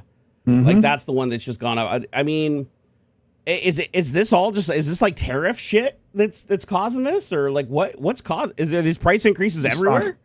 Yeah, and it's stock. They know that distributors know that they're not going to be getting a whole lot more, so distributors hike the price, and so retailers have to as well. Everything hinges on memory. Like SSDs, everything needs memory too, or at least NVMe. Any NAND flash stuff that's going up. That's spiking up real. So if it hasn't already, then it will soon. Well, here, if I go let me go to Amazon. I want to see how much like what. Let's see, they'll do like a 2 terabyte NVMe. Mm-hmm. Let's see what kind of price we're seeing. Because you used to be able to get those for what, about $150, $120. Let's see here, $238 for a Team Group 2 terabyte. 249, 200, 248, 249. I mean, that does seem a little high. $300 for a Samsung 992 terabyte. I could have swore you could get a 4 terabyte for that price, like not long ago. Yep. So yeah, it looks like it's also affecting storage. Because here's the thing: how do you build a computer, especially with games being like fucking 120 gigabytes per install? You know, it's like, how are you going to build a fucking computer without storage and memory? Those are the two core components, right? That you absolutely have to have. Yep. And you're like, oh my God, dude. Is there a price trend here? Let me see if I can find a price trend on this. Because, oh yeah, here it is right here. Let me pull it up. Edge has like a little price trend thing built into it. Oh, nice. So if we go back to February 27th, so February 28th, 2025, this same exact drive was $166, and now it's $299. See? I cannot fucking believe that, dude. Yep. Check this out. So, no, that can't be right. What? No, something's wrong with this thing, because it said February 3rd, 2026 at $73. There's no way you can get that's this. Got to be like some random anywhere. one-off like. Yeah, I think it's probably kind of looking. Yeah, it's probably looking at like eBay or something like that, a listing for like a broken memory stick. But if you look at the average, if you don't look at that weird one at the end, you just look at the average. It's like through 2025, the lowest this drive was $100, and then it went back and forth between about 100 and 149, up and down, up and down. Then in the holiday season, it went up a little bit. So in November and December, it went up to. In December, it was $199. In November, it was $169. But now it's $299 right now. That's fucking insane, dude. Oh my gosh, dude. It's going to be like this for everything, not just Samsung. Mm-hmm. So even like that. So we got a Micron Crucial Drive, $239. Silicon Power, $255. Team Group, $268. Predator GM7 is $287. Kingston. Oh, there's a Kingston one that's 1 terabyte. 1 terabyte for $169? Oof. Dude, 1 terabyte NVMEs are like usually under $100. Oh no, check this out, dude. The price through 2025, the stable price for this was $57. $57 for a 1 terabyte M2 NVMe for Gen 4 up to 6 gigabyte a second. And it looks like in December, it went up to $79 because, the holiday pricing kicks everything up before the sales, right? They do that. But now you look at today's pricing, it's jumped all the way up to $169.99. So triple the price for the NVMe. Wow, that sucks too, because I'm like low on storage on like everything, like local storage. And I was gonna try to buy another drive. There's no fucking way I'm gonna buy another drive now. Like this is way too much money. Oh, and it's just gonna get worse. The longer I wait, the worse it's gonna get. So it's like I guess I'm just gonna have to figure out how to fucking enable file and folder compression and hope for the best. Yeah. Let's see here. 3D Medic Vince said, I found a Samsung 990 Pro with a heatsink new in a bin for $7. I found a bar of gold. Yeah, buy that shit up, dude. Dude, that is so fucked up. We also got predictions for a CPU shortage coming soon. It could do. So, and wait, this is all like around the same time. Isn't Valve trying to release like a fucking console that needs memory storage in the CPU? They were talking about they might. There was talk that Valve might delay the release of the Steam Machine or all of the things, the frame, the Steam Machine, the whole kit. But AMD recently came out and said that it seems to be on track for an early 2026 release, but the price might. There's only been rumors of what the price was going to be, but the price might have to be, increased. So, there's no. I still think they're going to come out with a base level one at like around $750, and then they'll have like a higher end model for $1,200 or something like that. I just hope people start to see the fucking writing on the wall and like do the right things to get the prices back down. Because if we stay on the course we're on right now, we're just going to get fucking nickel and dime to death. Yeah, because it's not going to just stick to this technology. Remember, we get all the shit from China and Taiwan and everything. We don't manufacture most of this stuff here in the United States, and it'd take us 10 years to get to manufacturing this shit in the first place. Yep. So if we don't figure out how to put people in office that allow us to like fucking participate in free trade again, we're fucked. So please vote during the midterms. That's what I'll leave you guys with today, since I just realized it's 236. Oh yeah. Sorry for keeping you so far over, cool, dude. man. We're having fun talking about cars and shit, man. You gotta do that every once in a while. Yeah. But yeah, I think I am gonna spin down because I need to go get some rest because I'm super fucking tired. If you guys have do it up.